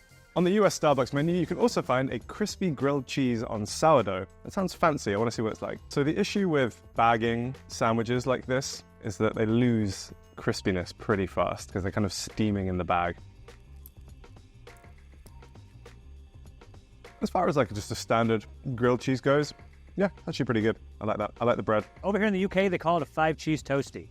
Unclear which 5 cheese they've used. Oh, is there cheese baked on top of this? Why 1 cheese on top? I'm getting a hint of mustard of this. I like mustard, but I taste the mustard more than the cheese. For a 5-cheese sandwich, I don't taste a lot of cheese. Here's everything you can find at a Starbucks in the UK I can't get in the US. Here are all the items you'll find at a Starbucks in the US that we don't have in the UK. Now, while I was over here, I really wanted to try an Oleato coffee from Starbucks. We might actually be able to get these in the UK, but I definitely wanted to try the US version because it does still just baffle me as a concept. For those who don't know, Starbucks Oleatos are coffees which then have a shot of olive oil added to them. The olive oil isn't mixed in or emulsified. As far as I can tell, they literally just take a shot and drop it into your coffee. Apparently the rumor is that the Starbucks CEO or someone higher up in Starbucks went to Italy, saw people in Italy having little shots of olive oil with their morning coffee, and thought it was such a great idea that he had to bring it to the rest of the world. So the one we've got here is an oat milk Oleato cafe latte. If you look inside, it looks kind of like an oat milk latte, but then you do just see these bits of oil just kind of floating around on top of it. Pretty much like I expected it to taste, which is like an oily latte. The olive oil, whatever olive oil they're using here in the US for this, doesn't have that strong a taste. It's more just the texture. Not great. Not for me, I don't think. UK has 3 exclusive hot drinks. I was only able to get 2. The one I did get was this, the Toffee Nut Latte. Toffee's fine. Nuts are okay, I guess. Lattes, sure. Yeah, this doesn't work for me. Also, here in the UK, you can get a caramel waffle latte. We do have it in Frappuccino form, but we don't have it in hot form, sorry. Also, you can get yourself a cortado, which looks like a little espresso shot with something special, I assume. I've been informed that it's like a tiny cappuccino where it's 50% espresso and 50% milk or cream. I actually would like that. Next up, we've got some Starbucks exclusive hot coffee options. The first one we've tried today is this one, the Honey Almond Milk Flat White. I'm not like the biggest almond milk fan. If it's honey like in place of sugar, then I might like this. A lot of the issues that I have with Starbucks and the blended drinks that they create are more because they overdo it on the syrups and the sugars and it ends up tasting kind of artificial and horrible. Yeah, that's actually not too bad. It's very gentle. Flat whites are really popular in the UK. I will say for some reason that's like what a lot of people will now order by default in like a Starbucks or a Pret, for example. It's kind of like a latte, but they just change the ratios of like coffee, milk, and frothed milk a little bit. Next up, we have the Cinnamon Dolce Latte. Dolce, of course, meaning sweet. Cinnamon, of course, meaning cinnamon. That's not too bad, actually. It's not like overwhelmingly sweet, which is good. I was kind of surprised. I was expecting that to be worse. It's exceeded my admittedly quite low expectations. This one I'm actually kind of excited for. This one is a pistachio latte. Pistachio is great usually. It's like kind of a gentle, nutty flavor. That's actually fairly accurately recreated the taste of pistachio. Next up, we have a sugar cookie almond milk latte. Sugar cookies aren't really a thing in the UK. I'm pretty sure I've seen them in the US before. Are they those kind of like quite pale, iced, brittle cookie things? So in terms of sweet coffees, I am bracing myself for this one. Yeah, that's bad. It's just very sugary. Also, because it's made with almond milk, I feel like you're not getting quite as much creaminess from the milk itself. So it's a little bit watery and very sweet. And for me, that's not doing the job. The last hot coffee exclusive I got today was this chestnut praline latte. I'm not really getting much chestnut or praline flavor from that. Don't love it, don't hate it. It's kind of just fine. Here's some UK exclusive iced coffees and cold brew flavors. Starting with this one right here, the before mentioned caramel waffle frappuccino. I am never kind to frappuccinos. The whole frappuccino thing, I'm not into it. I never want a coffee milkshake ever. They're way too sweet. Every caramel drink we've had at Starbucks has made me gag because I think it's just too sweet and too gross and too syrupy. Let's see if the UK got the formula right.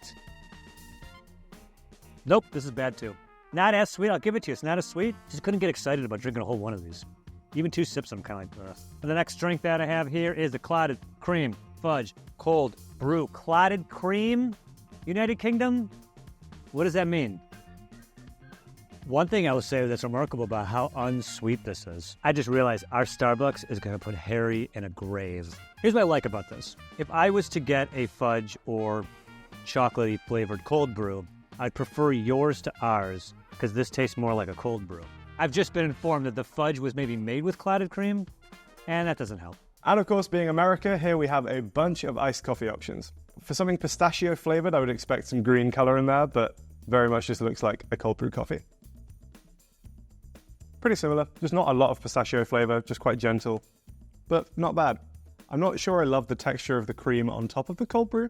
Next up, we have the cinnamon caramel cream cold brew. All of these drink names just sound like tongue twisters. There are just so many words and they all kind of sound similar. Something about the cinnamon flavoring or syrup that they're using at Starbucks just doesn't taste quite like cinnamon should. This one is a vanilla sweet cream cold brew. On the surface, I can get on board with this one. Yeah, that one's pretty good. Gentle vanilla flavor. Here is the iced brown sugar oat milk shaken espresso. I'm getting weirdly, similarly cinnamony flavors from this one and that one. Here we have the iced honey almond milk flat white. I didn't hate the honey coffee from before. See how it holds up in iced form. Oh. It might be something to do with iced almond milk, but the texture and the flavor of that is way off. Then we have an iced cinnamon dolce latte. I think I get more cinnamon from that than I do from the cinnamon cold brew, for example. It's not too bad, actually. That's all right. I think my main takeaway from these so far is that I'm not a big fan of like cold milk alternatives. I think if I'm getting an iced coffee, I need actual milk in there. The texture is slightly off with the almond milk, for example, and I think the flavors just kind of get carried better by actual milk. Sticking with the cold coffee theme, we have a few Frappuccino options in the US that you won't find in the UK. I got 3 of them here today, including the Mocha Cookie Crumble Frappuccino. This one looks pretty appealing. It's got like actual crumbles of cookie stuff on top. Yeah, I mean, that's pretty good. It doesn't taste of coffee at all to me. This is kind of just like a Oreo milkshake, masquerading as a coffee, I think. Next up, we have the Caramel Ribbon Crunch Frappuccino. Not too bad. You definitely get a caramel flavor from it. The last one I got today was the Pistachio Frappuccino. Again, I think it's something to do with this in the iced form. It doesn't seem to hold up well when iced for some reason. It's like the pistachio flavor has been like hijacked by the sugar in there, and neither flavor is coming out of that well. I know you guys love iced coffees in the US. I've got to say, from these ones, I've been disappointed. I'm not getting really any coffee flavor from almost any of these. And I think just in general, when you ice a coffee like this, you add so much ice to it. As soon as it starts to melt, any flavor that was in there just gets really diluted. The texture kind of goes as well. So yeah, I mean, from what I've had today, kind of underwhelmed by your iced coffee options in the US. Ah, yes, tea. United Kingdom. Tea is very popular here. I am not a big fan of tea. We also have these iced teas. 2 exclusive to the UK are the lemon iced tea and the peach iced tea. One thing I've noticed about iced tea in the US, not all iced tea, but usually our iced tea is also very sweet. I don't know if that is the case here in the UK, and we'll find out together. First one we got here, mix it up, is the peach iced tea. Not sweet and not good. Ugh, no. Oh boy, and we're going into the lemon one now. I can only imagine what this is going to taste like, so. Okay, I was expecting it to be a lot worse. It's just okay. You know, you go to a restaurant and you get water and there's like a lemon wedge in it. That's closer to what this tastes like. Next up, we're onto the teas, which obviously I feel very passionate about as a Brit. At Starbucks in the US, you can get a range of hot and iced teas.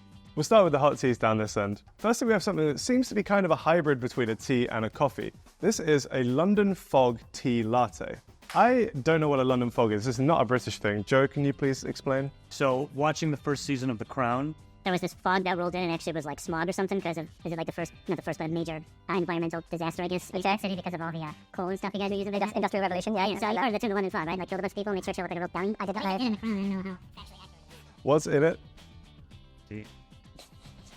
And milk because it's a latte. Okay, it's Earl Grey tea, basically. Earl Grey tea. Grey fog? Sure, yeah. As far as I can tell, this is kind of just like an Earl Grey tea with milk. I think maybe the milk has been steamed again. Is that like another fog reference? Next up, we have a honey citrus mint tea. That sounds okay, but there's just like a lot going on. I'm either used to having a mint tea, or like tea with honey, or maybe a citrus tea. They just combined all of them into one because Americans love flavors.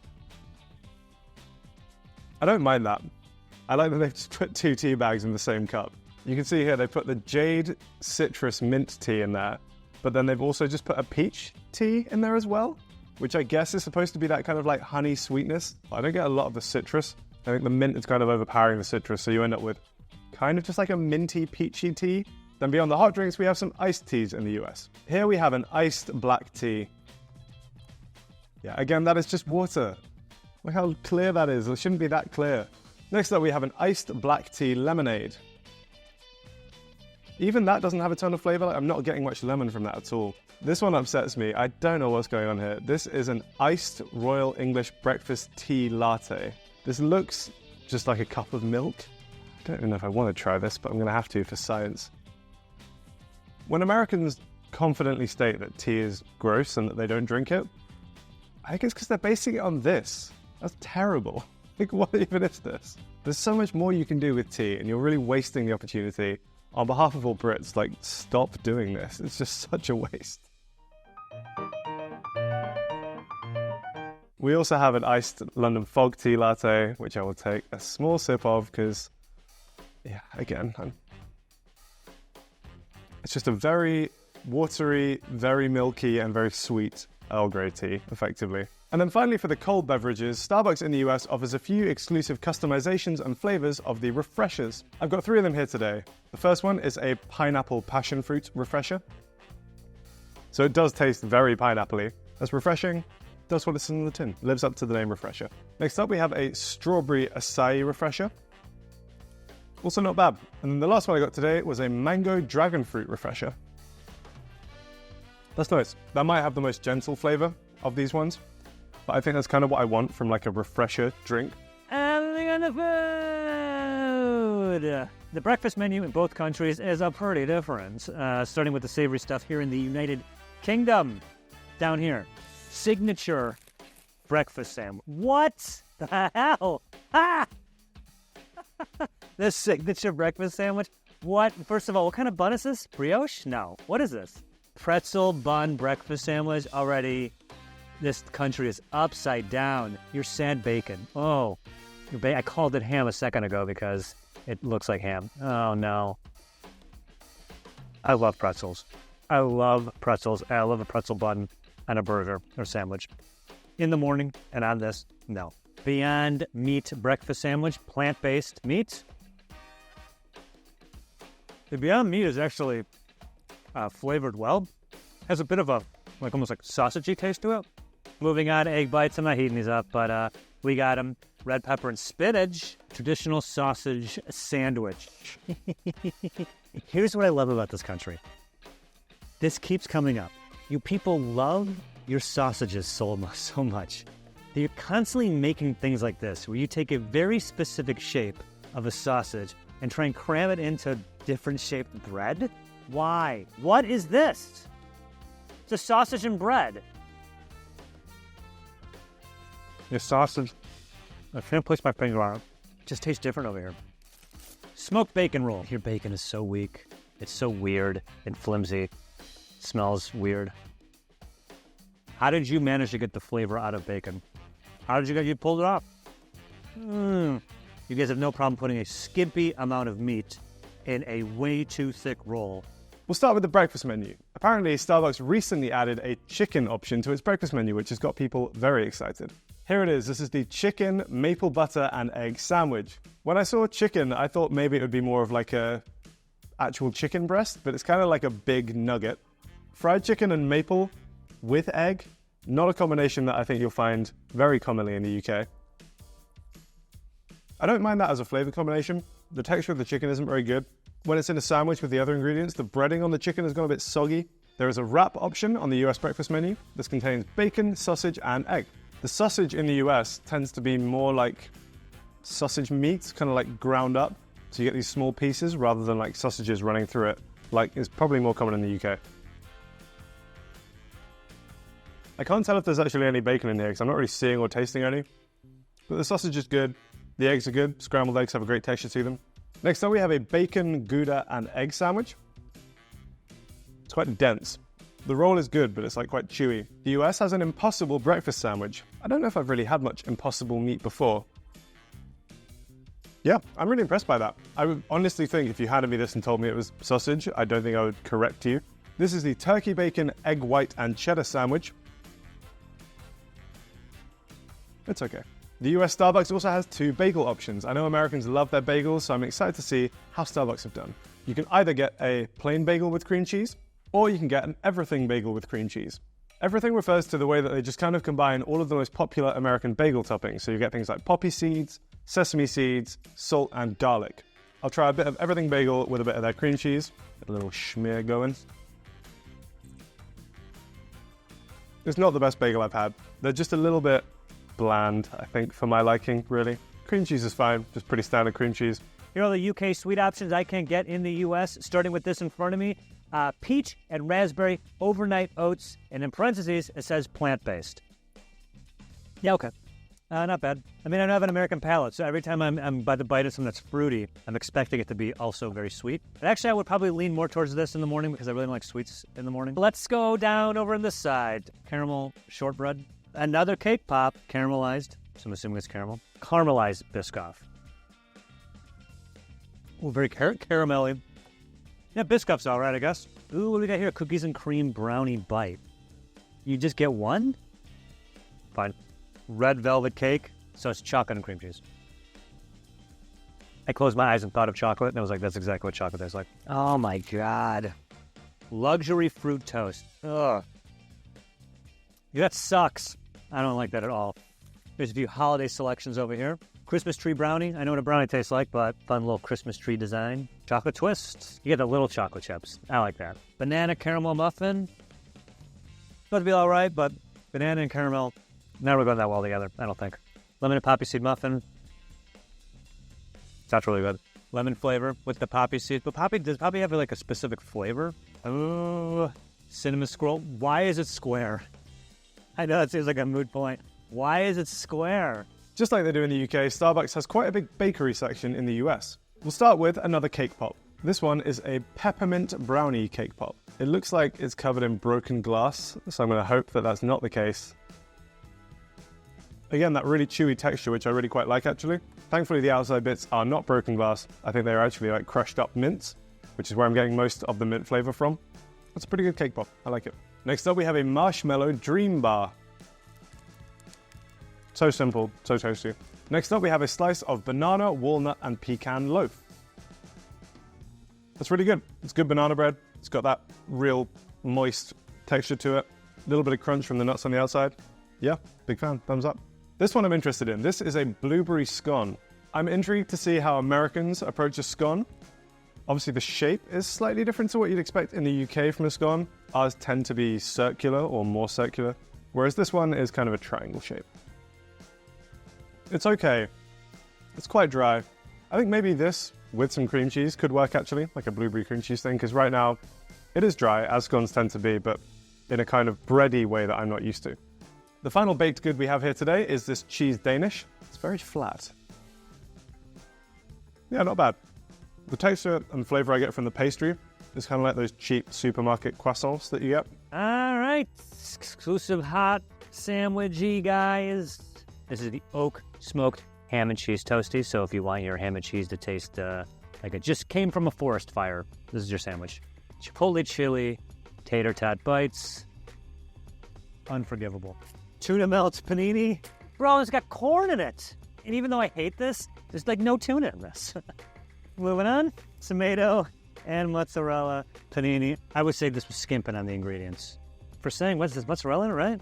I don't see cheese anywhere in here, really. I would return that. I'd be like, you guys forgot to put the stuff in my sandwich. I'm wondering, why is the chicken Caesar wrap packaged like this? Oh, these are. Gotcha. I mean, you know, chicken sandwich. Red Leicester? Leicester? No, that's not right. Cheese and pickle? Nope. Harry's gonna explain something to me. A ploughman's lunch is pretty commonly eaten here in the UK. Generally, it will be like a platter and will include things like cheese, pickle, which is what you're about to eat, not pickles. Very key distinction there. Oh, okay. Yeah, it's like a condiment, almost like a relish of some kind. And then other things as well. You'll usually find like maybe a pickled onion on the plate, some bread, just random bits like that you'd eat, and then you'd go off to plough your fields. And then this is the sandwich version of that. That's the sandwich version, effectively, of a ploughman's. It's a cheese and pickle. So the pickle isn't American pickles. This is like relish. We call relish, even though our relish is greener. Thanks, bye. This does not taste like relish. I'm very confused on what it is. It isn't bad. It's just it's strange to me. So I'd like to learn more about this. There are lots of lunch options from US Starbucks, and the one we got today is this one, the ham and Swiss on a baguette. I don't know. Yeah. That's some hard work. Yeah, whatever bread they're using there is extremely chewy. Flavors are pretty good. I like the ham flavor. A little bit of flavor from the Swiss. Overall, I don't know how impressed I am with the US Starbucks. I think the basic things we actually might be doing slightly better in the UK. Even the coffee was just kind of like a little bit burned and bitter tasting over here. I think in the UK, you're generally getting a more reasonable portion, and the actual coffee itself might be slightly better quality. If there's one thing the US is doing better, I'd say I was pretty impressed by the bakery section. I think pretty much all the baked goods I tried were great. Even just things like the cake pop had like a really satisfying texture and flavor to them. I really like that banana walnut loaf. I thought that was great as well. Honestly, I just wasn't really impressed by any of the drinks you guys have over here. I thought the iced beverages were just all a bit weird tasting and ended up just being very watery. I think the hot beverages, some of the flavors just needed like a real rebalancing there because they were either way too strong or not strong enough.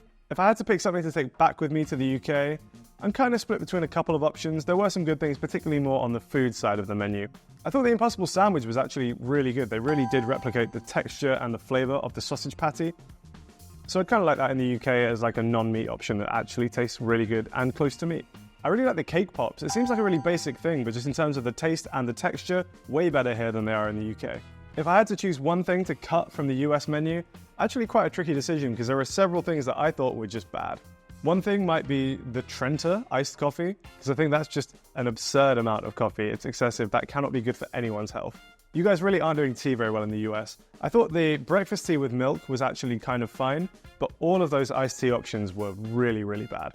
Despite all of that, I think the item that I'm actually going to cut from the US menu, given the chance, would probably be the iced London Fog latte. Just to reiterate, London Fog is not something that anyone from London knows of or drinks. So that's really bad to begin with. Also, just something about the ice, again, diluting it. It just ended up being like the worst cup of Earl Grey tea you've ever had, and then you've just added a bunch of ice to it. So honestly, just appalling. If you're gonna keep that on the menu, just take London out of the name. Stop dragging us through the mud to have your disgusting, disgusting tea drinks. As you can see, it pretty much was a lot like what a Starbucks in the US is like, so kudos to Starbucks to having pretty good consistency. What would I keep? I like the clotted cream fudge cold brew. It wasn't too sweet. Yeah, I was pleasantly surprised by that drink. And if I wanted something healthy, maybe the peach and raspberry overnight oats. This is nice. Yeah, I can get into that. What would I cut? Well, I know I did not like the tuna panini. I mean, I'm not a big tuna guy anyway, but ugh, it just smelled horrible, rough. No thanks. And that traditional sausage sandwich is just sausage and bread. There's nothing to it. I know other fast food menus have just a sausage and bread sandwich, but Starbucks, you don't got to do that. Not a fan of that either, so those can stay in the UK. A Brit and an American swap countries to try each other's Papa John's. This is Food Wars Foreign Exchange. Let's start with the classic cheese pizza. There are some slight size differences between the pizzas in the US and the UK. The US small is 10 inches. The US medium is 12 inches. The US large is 14 inches. The extra large pizza is 16 inches across and cut into 10 slices. Here in the UK, you get the small, 9.5 inches. The medium, 11.5 inches. The large, 13.5 inches. And the XXL, we skipped the 1X, went right to the 2XXL, 15.5 inches. 1, 2, 3, 4, 5, 6, 7, 8, 9, 10, 11, 12. 12 slices. That should be 8. I know what you're doing. You think if you have more slices, you feel like you get a lot more pizza and you can dole it out, but no. People are just going to eat more slices a lot faster. You've accomplished nothing, Papa John's. Nice try. Visually, the pizzas look pretty similar to what I'm used to in the UK from a Papa John's. I feel like it's pretty hard to mess up just a cheese pizza from a fast food place. I will say, each of the pizzas comes with this little pepper, which is not the case in the UK. Quite a thin crust, maybe a slightly thinner crust than I'm used to. Yeah, that's pretty good. Again, I'd say pretty comparable to what I'm used to in the UK. I'm not massively noticing a difference. Not like a ton of flavor coming through from the cheese. The cheese is just kind of there and offers some texture, but isn't really giving me much flavor. They've also been quite light on the sauce on this one. It might just be the slice that I got, but not a ton of sauce. All right, let's see how the cheese pizza tastes.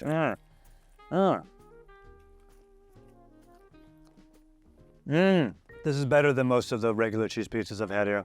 Better than Domino's and Pizza Hut. More flavorful, those fresh ingredients. The sauce is kind of sweet. Yeah, okay. And Papa John's is good. Here's everything you'll find at a Papa John's in the US that you won't find in the UK. Here's everything at a UK Papa John's I can't get in the US.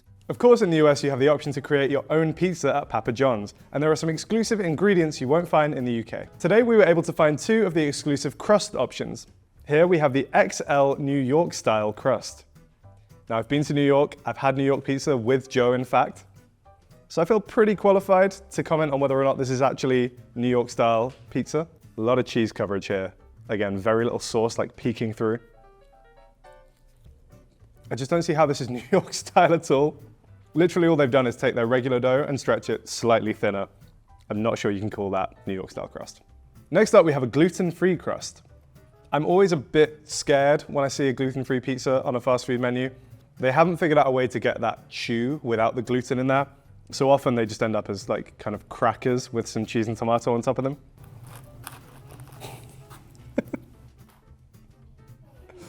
little baby boy. Yeah, I'm going into this with low expectations. Some gluten-free pizzas I've had are worse than this. Not to say this is like amazing and great, but yeah, not too bad. They've definitely got like a little bit of chew going on there. You may also be able to find a cheesy calzone epic stuffed crust, which sounds great, but unfortunately we couldn't get it today. Outside of the crust options, you can also customize your pizza with some other exclusive toppings. These include a Parmesan Romano cheese, which I don't think exists, a 3-cheese blend. In terms of sauces, you can get an Alfredo sauce on your pizza or buffalo sauce. And for meats, you can get a salami and meatballs. I want to draw attention to these meatballs because that looks like one of the driest things I've ever seen. It's like a ball of wet sand. Now Joe has cooked this up for me, and it is the gluten-free base, buffalo sauce as the base, which I'm not thrilled about, the Parm Romano cheese, which again I don't think is a real cheese, salami, and meatballs. Right, I'm gonna try and get like a bit of everything in one bite, so cheers guys. It's not great, I can't lie. The main issues, gluten-free base, not great. And honestly, like the main thing I taste is buffalo sauce. It's a very strong flavor. It's overpowering everything else on this pizza. Thanks, Joe, but no thanks. Here are some pizza ingredients exclusive to the UK. Starting with the cheese, they have the vegan cheese crust. You can get an epic garlic stuffed crust, a crispy cheesy base, and a wheat-free stone-baked base, which is gluten-free. Meats, you got spicy beef. Veggies, you got chestnut mushrooms. And also red chili peppers, not to be confused with the hot ones. Sweet corn. Other toppings, feta cheese, no. Hot sauce, no. Jackfruit pepperoni, Premium cheese blend, red, cheddar, tomatoes, tuna, vegan cheese, vegan sausage. All right, that's the part where we torture our Food Wars hosts. UK only, Papa John's Pizza. What is this? What is this? All right, we've got the crispy cheese base. Oh yes, really crispy. It's like a dinner plate that you dropped. Spicy beef, chestnut mushrooms. Sweet corn tuna, I'm not saying, oh yeah, there's tuna. And hot sauce. Hot sauce? All right, let's do this.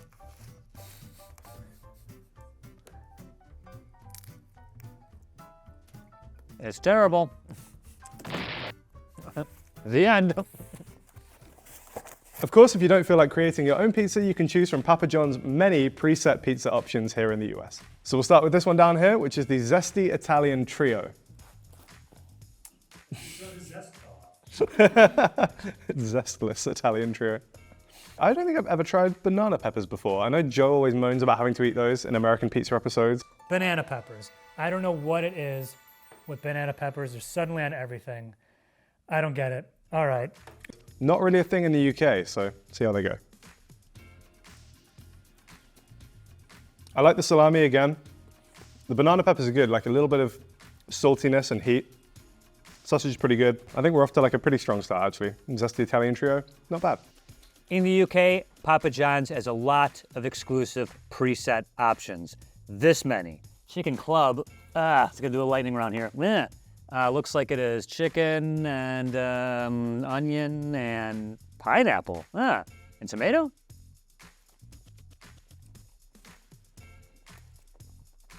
Bland. Next up, we have the meatball pepperoni. As you can imagine, the meatball pepperoni has meatballs and pepperoni on it. It's also got this Italian seasoning on it, which is gonna be a bit of a theme, I think, with some of these pizzas. The meatballs are suffering from that same issue earlier in that they're just very dry and don't offer a ton of flavor. Pepperoni's good though. America, I think on the whole, does do pepperoni slightly better than the UK. Next. Ooh, the Mexican. Very doughy. Break out the big guns here, guys. Whoa. This is your garlic dipping sauce? Oh no, we have like the buttery one. Uh-oh. Uh-oh, guys. Not looking the likes of the sauce. First is the Mexican sand sauce. It's got a little heat because of the peppers. Whoa, no, no. that dipping sauce there, cool it off. Your garlic and herb dipping sauce, it's like salad dressing. This is the fiery buffalo chicken. So the fiery buffalo chicken has, as you can imagine, chicken. It's got that buffalo sauce base again. There's also, I think, some onions on here and some little pieces of crispy bacon. Again, I'm going to try and put to the side my anti-buffalo sauce based bias. Obviously, the US only pizza was probably not the best representation of the buffalo sauce. It's actually much better on this one. I think it works well with the chicken, as you can imagine. Yeah, I still don't think I'd be opting for buffalo sauce as a base, given freedom of choice, but yeah, not bad. And the last in this row is pepperoni, sausage, and 6 cheese. Oh God. I don't know which 6 cheeses they're using here. I don't even know if I can name 6 cheeses off the top of my head. That one had like more sauce than most of the other ones, which I personally really like. I think that's my like ideal ratio. So more like that, please. This is a hot pizza.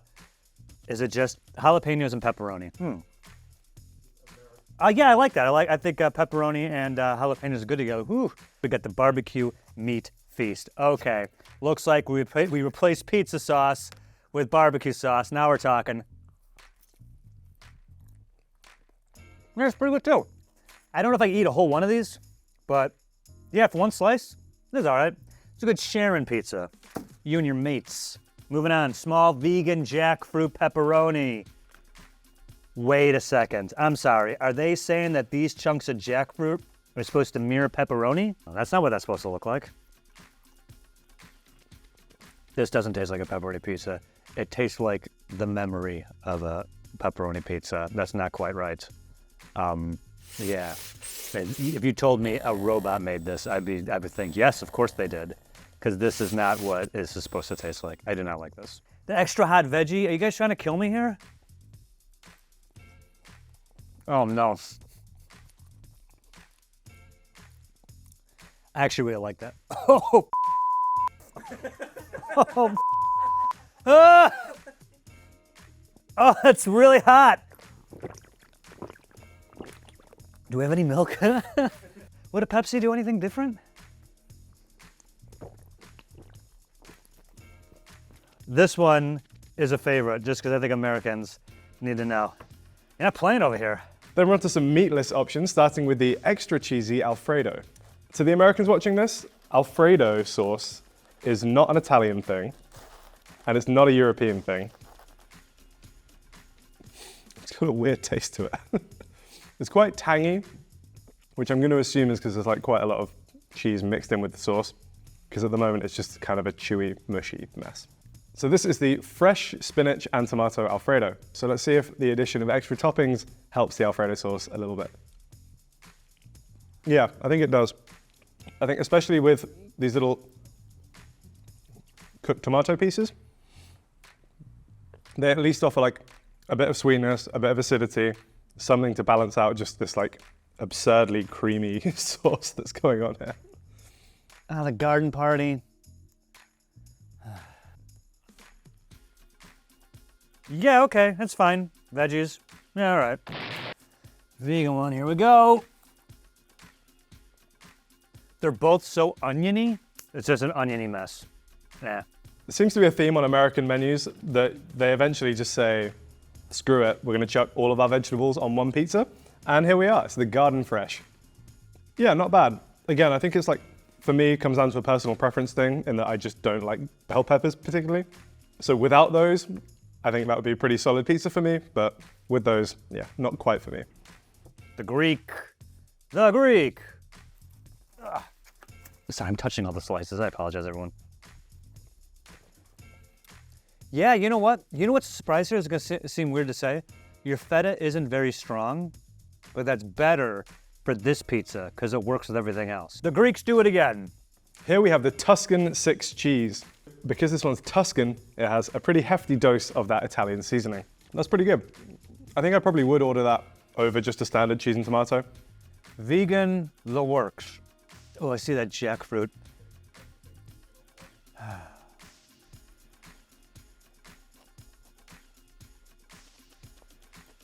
Nope. Ah, the vegan cheese and tomato.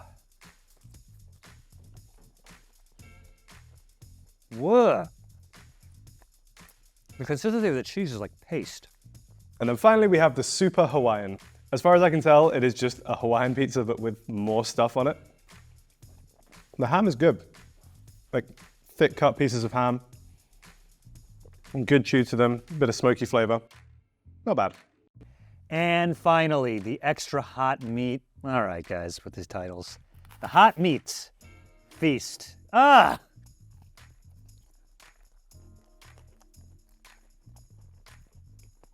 That's so good. Wow. Oh, there's that heat. Hey. Yeah, I like that. That one's good. Sorry, I can't eat anymore.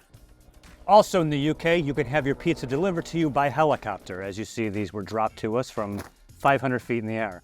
Actually, we had an issue with our order today, and it came in several different deliveries, and the last one was in the back of an Uber. They even, and the last thing said, "We are sorry." Here we have the large 4 cheese. Is it really 4 cheeses? I can't taste the difference between that and the regular cheese. Nice, but 4, I wonder. All right, and over here we got the chicken and pepperoni on the crispy cheese, you say? What is that? That doesn't mean it's like really crispy, crackery crust. It could be like 2 thin layers with cheese in the middle, but there's not cheese at the bottom.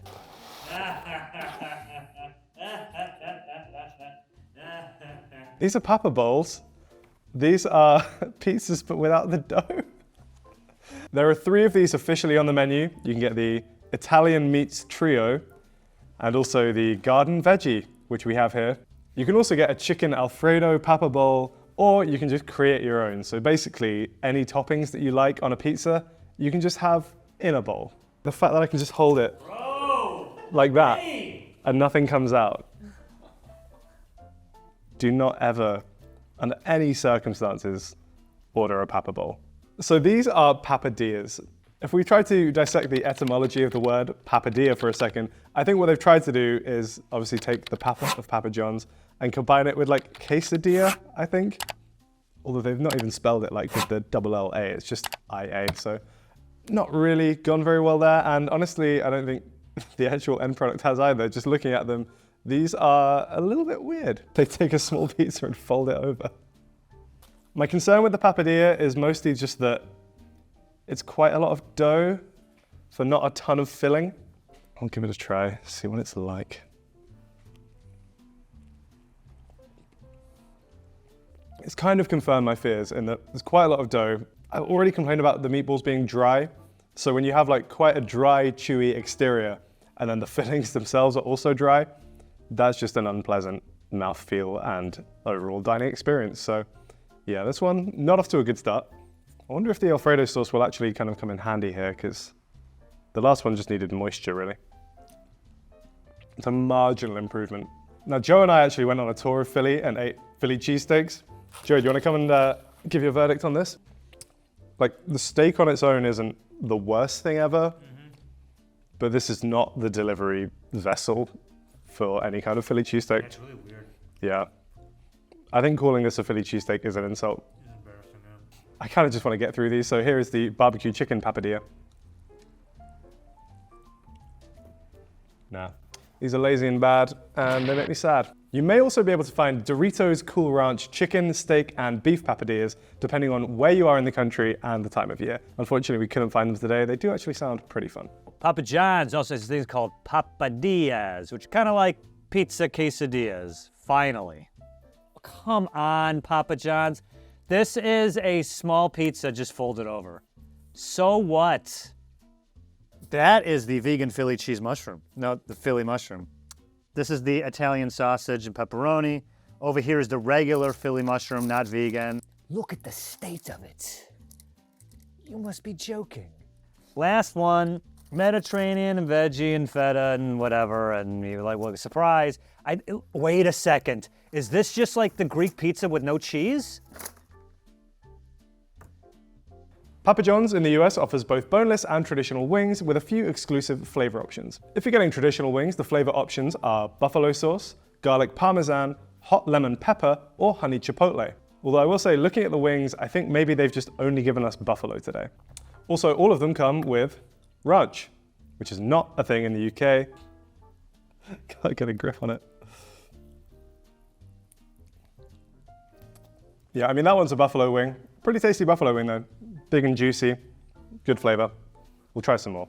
I stand corrected. I think this is actually hot lemon pepper.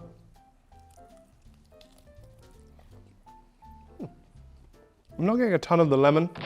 And the lemon I do get is that kind of like artificial lemon that almost reminds me more of like a cleaning product rather than the actual fruit. If I'm lucky, this is honey chipotle. If I'm not lucky, this is just more buffalo. I'm pretty sure that's just more buffalo.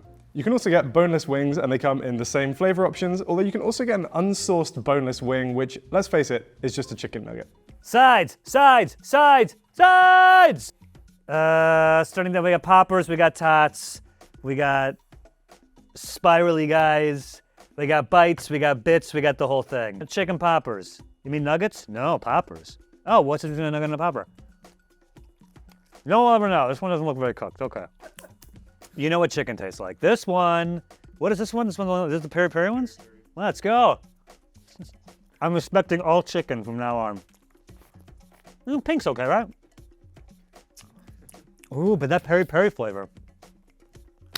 Peri peri not existent in America. Yes, I know it's in America, but fast food, very little peri peri. Veggie, San Francisco bites.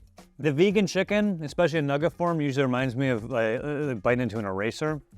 But with these fried flavors and the seasoning on here, it's actually not that bad. Here are all the sides exclusive to a US Papa John's. We'll start with the breadsticks, which come in flavors of either original or garlic parmesan. I mean, I kind of know how like plain baked pizza dough is going to taste, but I'll have a little nibble anyway. Yeah, shock, it tastes like baked dough. All of these sides come with marinara sauce and I think are encouraged to be dipped, so give that a little try with that as well. It's like kind of like paying for extra crusts for your pizza. I'll try a little bit of the garlic parm one. These look a lot more appealing. I just can't really envision a scenario where I order them for myself over just like eating a pizza. Cheesy jalapeno poppers. You're calling them bites. Who doesn't love a jalapeno popper? Yeah, pretty good. First, the 4 cheese potato bites. Wow, look at this. Huh? Look at that, right? Perfectly fine. Another one. Whoa. Vegan.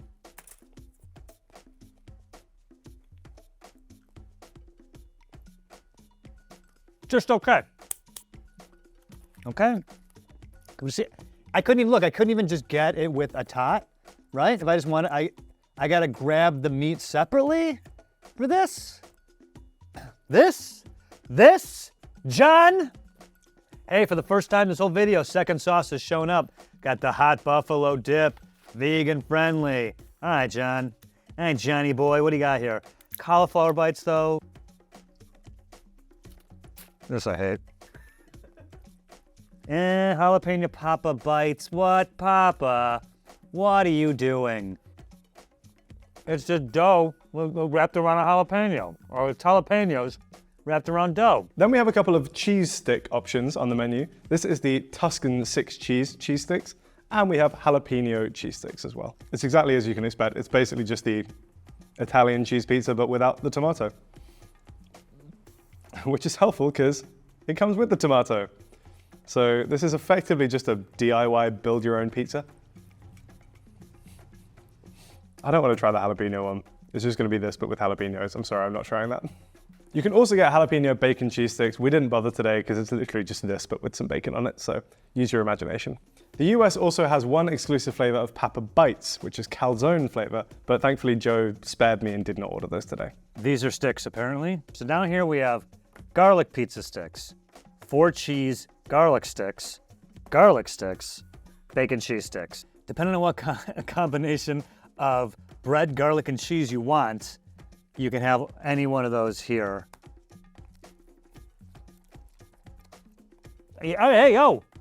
Garlic and bread. Who doesn't love that? But no cheese, that's weird. Wow, wait, here, let's do sauce talk. Sauce talk. Got the tomato and herb dipping sauce. Ugh. Oh my God. if you take the cheesy bread and the sauce, it tastes like pizza. Oh my God. Also, we've had it before, we'll have it again. Garlic and herb. I'm telling you, this wouldn't fly in America. I think if this became the default sauce one day, everyone would return their Papa John's pizza. We want the melted butter with the garlic. That's what we want. We don't want this. They tried changing it and people got really upset. These are the exclusive US sauces.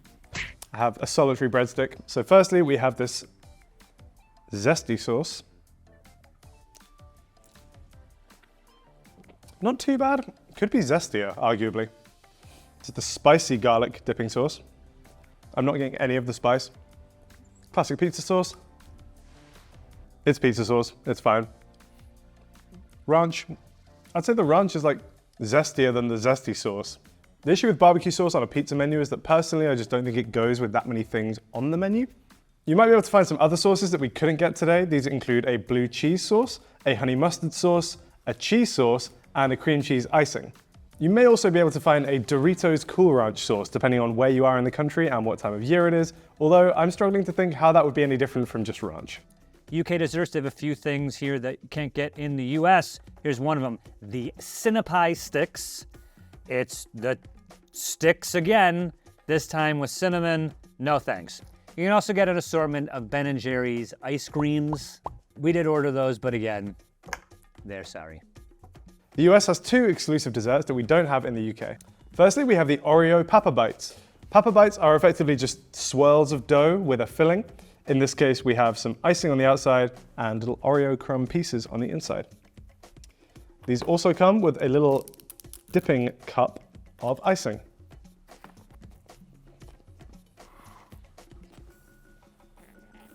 It's hard work. It's very tasty. I do think maybe the dough has sat out slightly too long because that has gone extraordinarily chewy. Then the other exclusive dessert is cinnamon pull-aparts. Yeah, that's like actually pretty reminiscent of a cinnamon roll.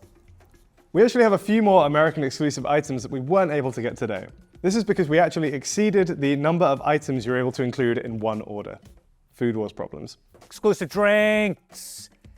Pepsi Max Cherry, 7-Up Zero, Orange Tango, Robinson's Real Fruit Raspberry and Apple, Ballygowan what? What's Ballygowan?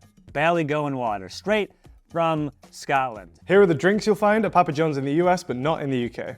Now, I know there was some chat about Starry recently because it replaced Sierra Mist, I believe. But as far as I can tell, it's effectively just like a 7-Up or maybe a Sprite in the UK. It's like a carbonated lemon lime beverage. Next up, we have a Pepsi Zero Sugar, Dole branded lemonade, American lemonade, which is cloudy, lemony, and not fizzy. We have a Crush orange soda. Of course, we have good old American Mountain Dew. And finally, we have Mug root beer. I don't know what root beer is. I don't think I've ever had root beer before.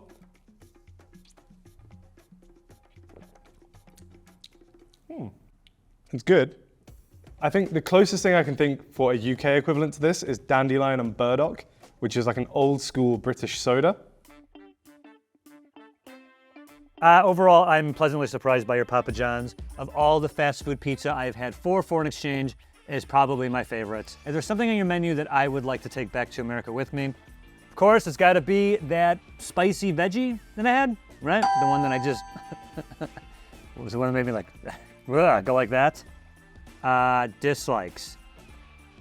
Papadillas, the Papa Quesadillas, that is the laziest menu entry in any fast food. Bin it. Joe says, bin it.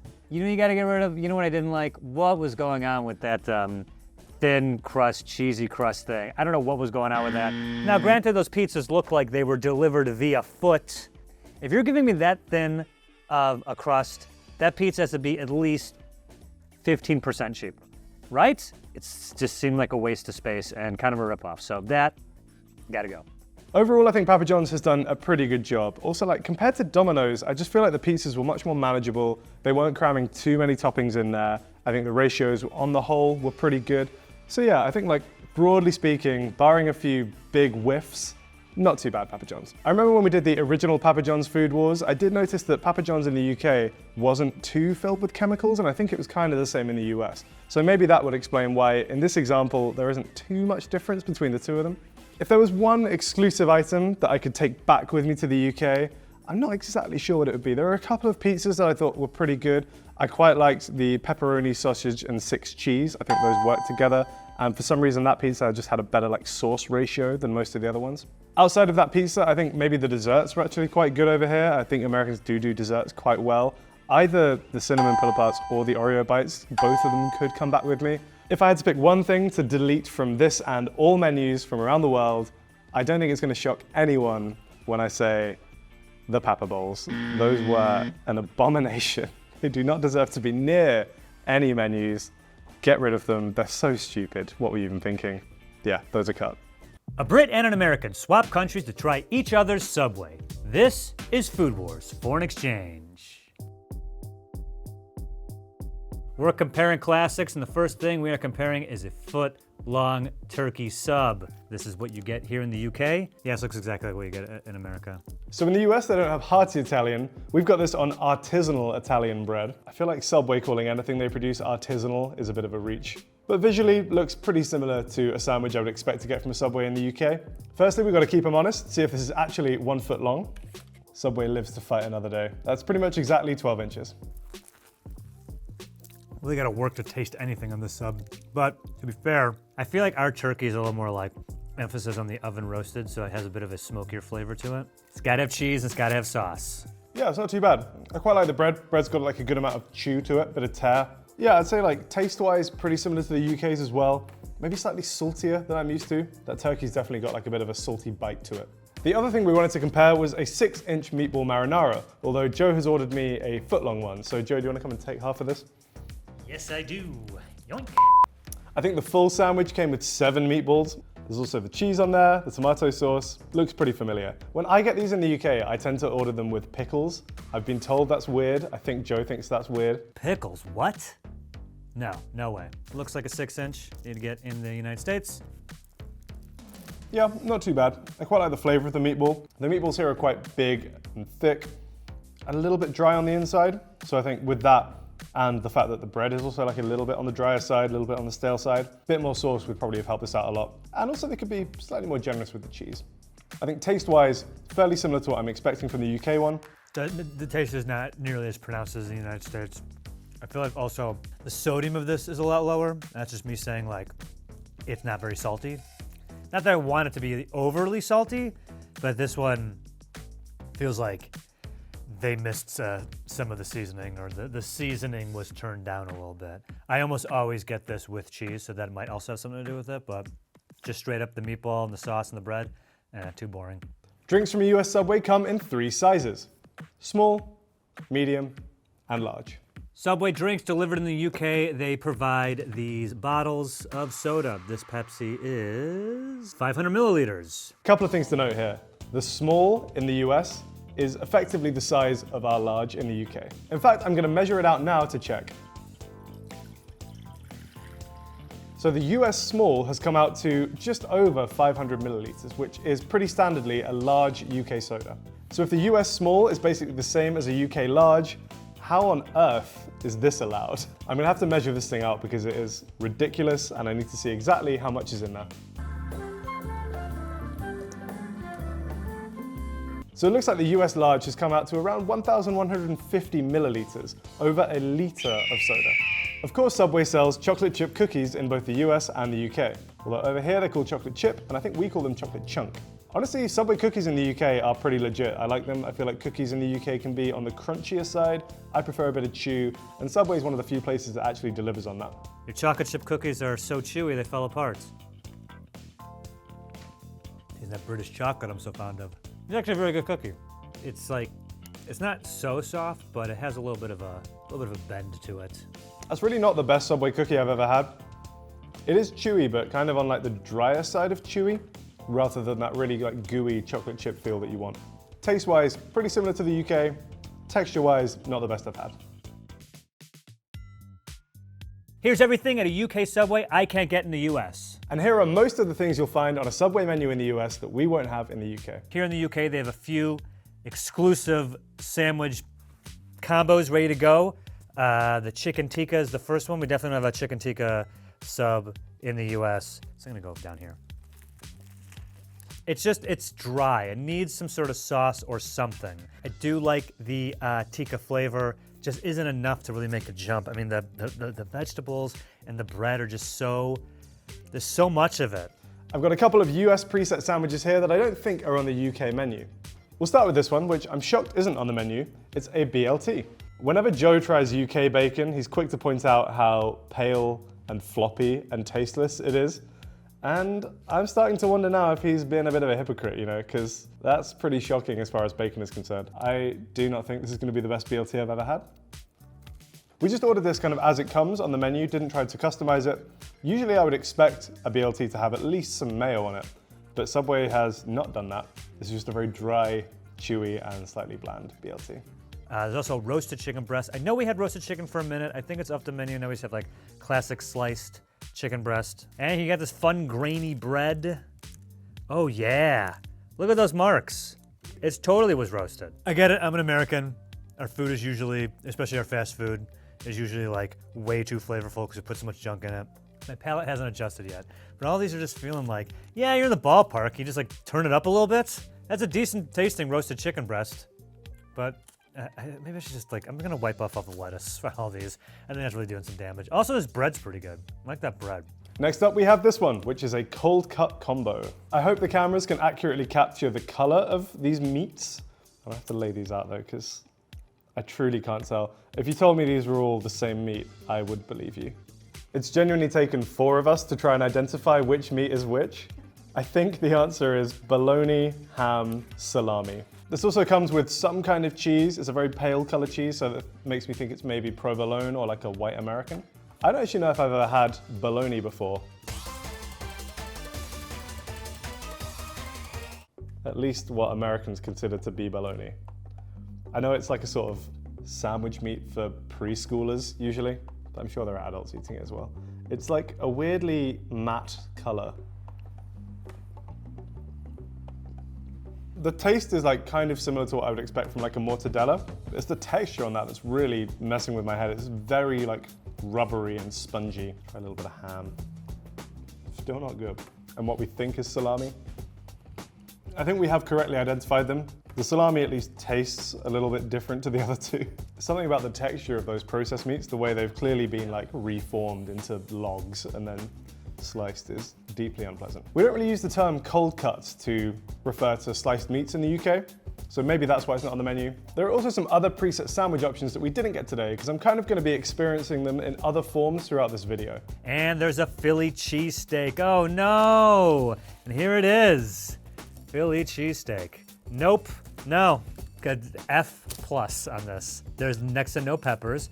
The cheese isn't even melted. Certainly not mixed in. We did a whole video about this. You can see why people are like very passionate about this, about how it should be done, how it shouldn't be done. Philly's protective about a lot of stuff, and cheesesteaks might be at the top of the list. This is absolutely not a Philly cheesesteak. Attention to United Kingdom. Not Philly steak at all. Not even close. I don't want it. Disgraceful. Any of the create your own menu you can also get in wrap or salad form. These are wraps right here. In an effort to increase efficiency, Subway recently introduced their Subway Series sandwiches. I think these have now made their way to the UK, but they are very different in both the US and the UK. UK recently also got the Subway Series sandwiches. Congrats, guys. This one says, I think this is the Big Bombay. Oh, okay. Now, I don't know how this tastes, but take note, United Kingdom. See that? That's sauce. Let's sauce it up, huh? These dry sandwiches. Look at all that sauce. Generous saucingness from the Subway near the studio. The flavor coming off of that, stronger than the other sandwiches that I've previously had, so that would be winning. That's a tasty sandwich. All right. We'll start down this end with number 30, aka the Beast. They're not kidding, this thing is a bit of a beast. If you get a foot long, it comes with half a pound of meat in it, because it seems to pretty much contain all of their cold cut options. Also comes with some cheese, I believe this is provolone. I'm gonna do something weird and bite the side because I want to kind of get a bit of everything in there and the ends look a little bit bare. It's actually not terrible. Obviously it's a lot of meat, as you can expect. And particularly on the top half of the sandwich, when you bite into it, it's just meat, meat, meat, meat, meat. And then all the toppings below it. I can't really tell like which of the flavors is really coming to the fore. The pepperoni, I think, is really coming out there. It's okay. It's a bit of a chaotic and slightly gross looking sandwich, but if you're a big fan of your cold cuts, actually not the worst option. The Great Caesar. Oh, who the hell put vegetables on this? Man. Oh, there's like bacon in there too? Yeah, I don't know. I don't think you need a whole one of those. The Caesar dressing flavor is like really overpowering. Next up we have the Philly. As you can imagine, it's a Philly cheesesteak, or at least Subway's take on a Philly cheesesteak. I have now had an authentic Philly cheesesteak. I've had several in fact, so I'm relatively qualified to say whether this is or is not a proper Philly cheesesteak attempt. Nah. This one, you're getting so little flavor from that beef. I don't like the mayo on there. I want cheese whiz rather than the mayo. That's a pretty shocking attempt at a Philly cheesesteak. Meatless Philly? Ugh. The vegetarian meat is not as bad. It's not the worst part about it. That sauce is just terrible. Ugh. Next up, number 33, Teriyaki Blitz. At a glance, this just looks kind of identical to the Philly cheesesteak. I think the main difference is that they've subbed out the mayo for some teriyaki sauce. The issue with both of those is kind of the same, in that the beef just doesn't have any real flavor to it. They can't keep getting away with this. This is just the same toppings again. This is number 3, aka the Monster. There is a slight difference in this one in that this also has bacon, and maybe the cheese is different, but it is kind of becoming increasingly apparent that the Subway series is just ways that they can recycle basically the same ingredients into a few different sandwiches. All I really taste on that one is the cheese and the bacon. Notorious BMT. Feel a lawsuit coming on, guys. Come on. I love this little cheese baked in here, right? Looks like your dentist signature. So apparently BMT stands for biggest, meatiest, tastiest. I don't think so. Definitely not the biggest. Definitely not the meatiest. So let's see how tasty it is. That's just okay. There's bacon in there. I think there's like a salami on there as well. I like that. I'm assuming the bread is included in this as far as like the preset option. This bread is very good. Next up, we have the Elite Chicken and Bacon Ranch. I know you Americans love your ranch. A lot of nodding heads in the studio. Chicken bacon ranch, pretty classic. I don't know if I just got like a weird bite or something, but I didn't really get that much of the ranch in there. Quite gentle, not as like punchy or tangy as some of the other ranches that I've had in the US. That's okay. Again, I think I just want like more flavor, really. Joe always goes on about how we don't have any flavors in the UK. None of these I've tasted really have had much flavor to them. Tex-Mexan, not a typo, according to Subway.com. .co.uk. The colors in this are just sending off alarm bells. Oh, it's just chips in it?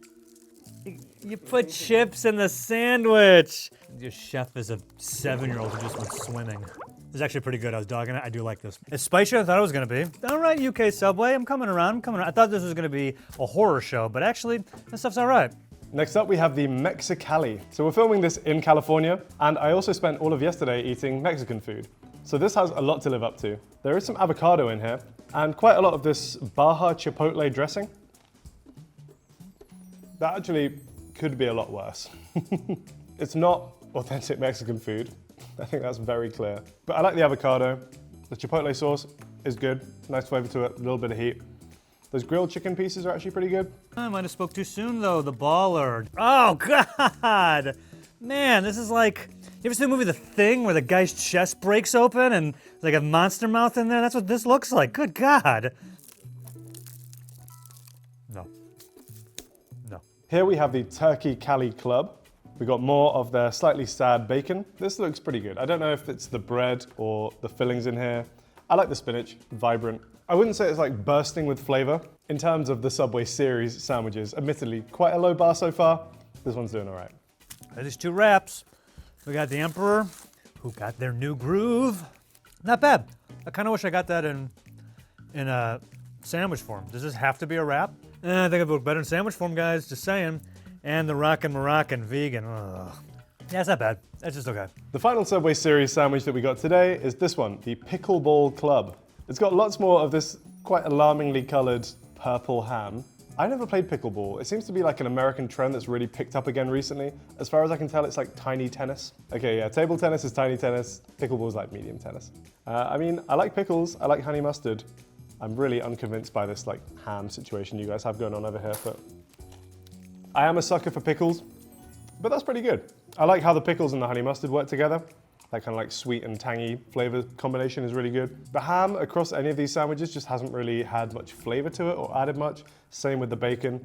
Most of what I'm getting there is pickles and honey mustard dressing, which is okay. These have all just kind of been disappointing. These two salads, exclusives. They got the Great Goddess. Oh, goodness. And the Fine Catch, which I'm assuming is a tuna salad. Is that tuna right there? Or was a cat sick on my salad? Subway in the US has a lot of wrap options. We got 2 of them today because a lot of them share the same options as the subs. So this is the rotisserie style chicken wrap. The tortilla itself actually looks pretty good. The rotisserie style chicken doesn't have enough flavor on its own to kind of hold up against all of that. So I'm mostly just getting like lettuce and cucumber, which for me makes for a bit of a sad mouthful. Then the other one we got is the roast beef wrap. I'm British, we like our roast beef, got high standards for roast beef, and I'm not sure that this is gonna live up.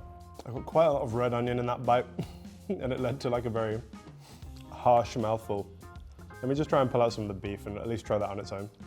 It tastes of roast beef, but it is kind of that not fresh roast beef flavor. I'm not averse to the concept of having wraps on the menu at Subway. Like the tortillas themselves are actually fine. If you're gonna have wraps, ease up slightly on the other fillings, because currently I'm just basically tasting only the salad. Need some sauce. Yeah, not averse to the concept. Currently the execution is not quite there. The UK also has sub melts, which is a registered trademark, which are effectively just panini versions of some Subway sandwiches. They're available in Pizziola, Tuna Kahuna, oh Christ, Supremo, and Big Cheese Steak. I mean, can we even tell what this is with it? Anyway, thing here, and I'm wondering, can you, what the hell is happening here? Okay, that does that too.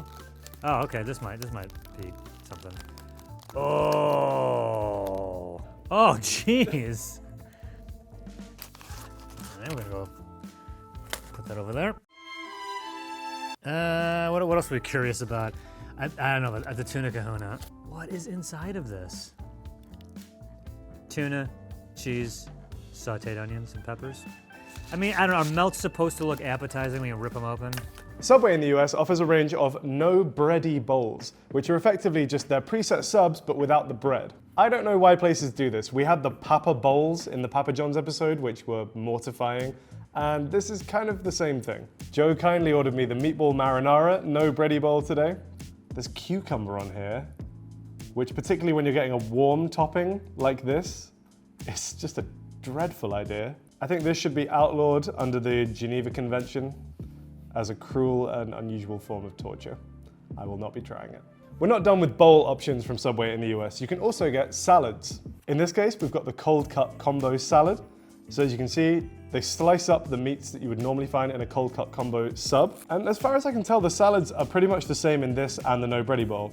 There is lettuce right on the bottom, spinach, tomatoes, red onions, cucumber, and black olives. We ordered this just as it comes, so it doesn't come with any dressing. Although I think in the restaurant you can specify that you would like a dressing with this, which to me would make way more sense. I think maybe the main difference between this and the no bready bowl is that these come with croutons, which I will sprinkle in for dramatic effect. There aren't as many options when it comes to the salad bowls as it comes to the no bready bowls. The no bready bowls, any sub can be made into, whereas this, they've actually slightly curated the list. So you can get the cold cut combo, you can get buffalo chicken, BLT, grilled chicken, roast beef, or sometimes pizza subs. My takeaway from today's episode is, if it's in a bowl, skip it. Savers and snacks.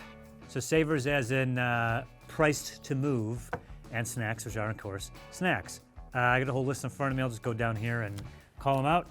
This is a what? This looks like a cheese toasted bite. Inside here. It's toasted? It's cheese? Oh no, it's like chicken? I can't tell what the base is. All right, moving on. These are the, what we say is hash browns? Yep. It's a little slice of bread with some fun stuff on it. These were fresh a while ago, currently not. pepperoni and cheese, just cheese. Also, this is funny. This is really funny. You can get a bowl of meatballs. A little cheese on there.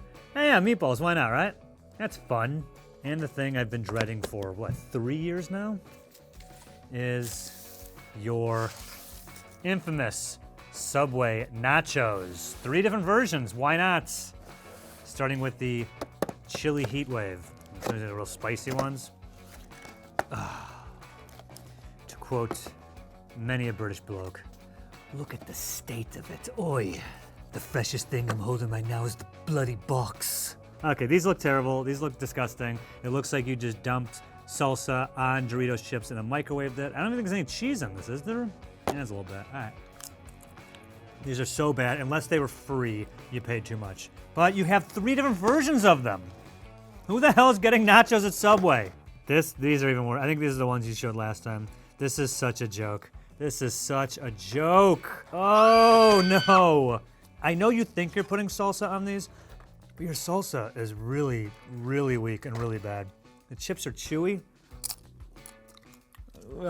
Terrible. These were, by the way, the lightly salted. Oh, thank God. God forbid you put salt on anything. Tang cheese? Seriously, why do you have 3 different types of nachos at Subway? You should have 0 nachos at Subway. Terrible. Absolutely terrible. Like I said, the second worst thing to happen to the Subway franchise are these nachos. Subway in the UK actually offers breakfast. Here they have bacon, sausage, poached egg and cheese, bacon poached egg and cheese, sausage poached egg and cheese, and the big breakfast, which is everything from the above list, all in one sandwich. If I go down this breakfast one right here, we can see this has the poached egg and the Lincolnshire sausage. Ooh, man, it's been sitting for a little too long. Oh, God. They cut the poached egg in half. Oh, they have a couple in here. I mean, when does a poached egg become a hard-boiled egg? So a bunch of that's in here. Let's give it a shot. There's like a ketchup or a brown sauce on that. Ketchup was not expecting that. It's not very good. I do not like that at all. Treats and chips, AKA crisps. Here you can get a sugar donut, Oreo muffin, Cadbury's caramel muffin, and a Bear pure fruit yo-yo. Also for the chips, here's a few you can get here in the UK. I can't get in the US. You got baked cheese and onion, Doritos tangy cheese. If you want a side to go with your Subway sandwich in the US, then they have a few options not found in the UK. Firstly, we have a couple of chip or crisp options, starting with these Sun Chips Harvest Cheddar flavor. I feel like in the UK, whenever we get like a healthy crisp, it kind of ends up tasting of like unseasoned cardboard. Whereas these ones actually do have a nice cheesy flavor to them. There is Quavers? What is it called? Quavers? I have no idea what a quaver is. Try Quaver for the first time. Oh, look at these. Ugh. And the last time. And you can also get these Miss Vicky's jalapeno crisps. I've definitely seen Joe eating these in previous episodes, and I know he loves them. Joe, do you want to come and have one?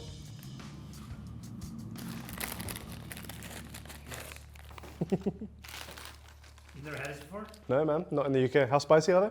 Not very. What? Yeah. Yeah, those are good. This Vicky's is great. They're not in the UK? No, man, we need these. She makes a mean chip. Shout out to Vicky. Ooh, but Walker's. Legendary, ready salted. You people salt your food so little. When you have potato chips, you're like, hey, these are salted. Like, yeah, they should be, right? That's funny. And the Walker's glorious cheese and onion. Let's go. I think technically on the kids menu, but adults can also purchase too, is this Go-Go Squeeze Apple flavor. I'm a child, so I'm kind of the target audience for these anyway. Yeah, not bad. It's pureed apple. What can you expect? Yeah, just checking the ingredients. It actually seems fairly natural, which for America is rare. Just apple puree concentrate, and lemon juice concentrate. Also, this thing. Oh, wait, we just mentioned it before. You do have the Bear Pure Fruit Yo-Yo. What's a yo-yo? I hear it's twisted. Oh, look at this. It's a decent amount, right? It's a decent amount of fruit leather for the kids. Also, you can get Walker's Prawn Cocktail, Doritos Cool Original, and Doritos Chili Heat Wave. Subway has started doing foot-long desserts for some reason. They have the foot-long cookie now, and apparently they have a foot-long Auntie Anne's pretzel, which is just immediately ripped in half. Auntie Anne's is like a popular mall pretzel chain in the US. I think we actually do have a couple of locations in the UK, but I've never had one of their pretzels before. It's been overbaked. You can see on the bottom it's like quite charred, and that has just led to it being super dry. So I'm informed that they're ready salted because you used to have to salt them in at least the 90s. I don't know if that was that, but it wasn't maybe known, but that's why we didn't have it before. And now it's been said that the ready salted are too salted. Nostalgic of salting your own chips? Okay. These are not salty at all. Yeah. I wish I knew this. I could have gotten you potato chips in America. That would have like, knocked you off your ass. It would have like shriveled up like a prune. They're so salty. Would sucked all the moisture out of you. These would be lightly salted in America. I'm not kidding. Subway in the US has 2 cookie flavors not found in the UK. First up, we have this white chocolate chip macadamia nut cookie. I'm not the biggest white chocolate fan, a bit too sweet for me. The US also has a raspberry cheesecake cookie flavor. It's got that same white chocolate sweetness, so it is a very sweet cookie. But I do like the flavor of that paired with the raspberry. The raspberry is really good actually. In addition to the footlong cookie you can also now get from Subways, you can also find a Cinnabon footlong churro at some locations. Unfortunately, we weren't able to get it today. Cookies, you get a rainbow candy chip and a white chocolate macadamia. Rainbow candy chip, white chocolate macadamia. So I've been told that it'd be Smarties in these, but you guys, Smarties are like another version of M&M candies. Our Smarties are sweet. I haven't had them in forever, but they're like little fruit-flavored things, kind of tart, I think, if I remember. Subway drinks, they have a bunch of bottled sodas and drinks. Can't get in the US. Here are few of the many that we can get here in the UK. Pepsi, right? OG Peps. Pepsi Max, which means it's sugar-free, correct? Pepsi Max Cherry. 7-Up Free, which I believe means sugar-free. 0 sugar. Man, they're just like, there's no sugar in this. We promise. We get it. The sugar tax. And then Mountain Dew, all dew, no sugar. I hear the Mountain Dew here is drastically different than that in the US, but this also is sugar-free, so. Oh, yeah. That's not very good. Terrible aftertaste, the no, yeah. It tastes closer to like what I think 7-Up would taste like. So, let's say 7-Up. I can't remember last time I had a 7-Up. Maybe like my grandma's house. Actually, that's better than this, but this is also pretty bad. And juice. You guys like juice, or you call it a squash? Robinson's real fruit in every drop. Yeah, right. This is the raspberry apple. No added sugar. Also, yeah, right. Yo! That's got a strong aroma to it. Oh, wow. That's like really tart. And kind of sweet for a UK beverage. All right, good on you guys. Also, you can find here in the UK, Robinson's Apple and Blackcurrant, Lipton Iced Tea Peach, Tropicana Orange Juice, Tango Orange No Sugar, and Tango Orange with sugar. Also, they got coffee, regular and large, lattes, teas, cappuccinos. Subway in the US has a bunch of drink options that we don't have in the UK. The differences really come down to the fact that Subway in the US stocks Coca-Cola products, while Subway in the UK stocks Pepsi products. As such, the fountain drinks that you can find in the US include Diet Coke, Sprite, Coca-Cola Classic, and Hubert's Lemonade. And in addition to the fountain drinks, you can get a range of bottled drinks. Because they stock Coca-Cola products, of course, you can just get Coca-Cola. Here we have a bottle of Simply Lemonade. This is the American style lemonade, so again, it's a cloudy and still beverage.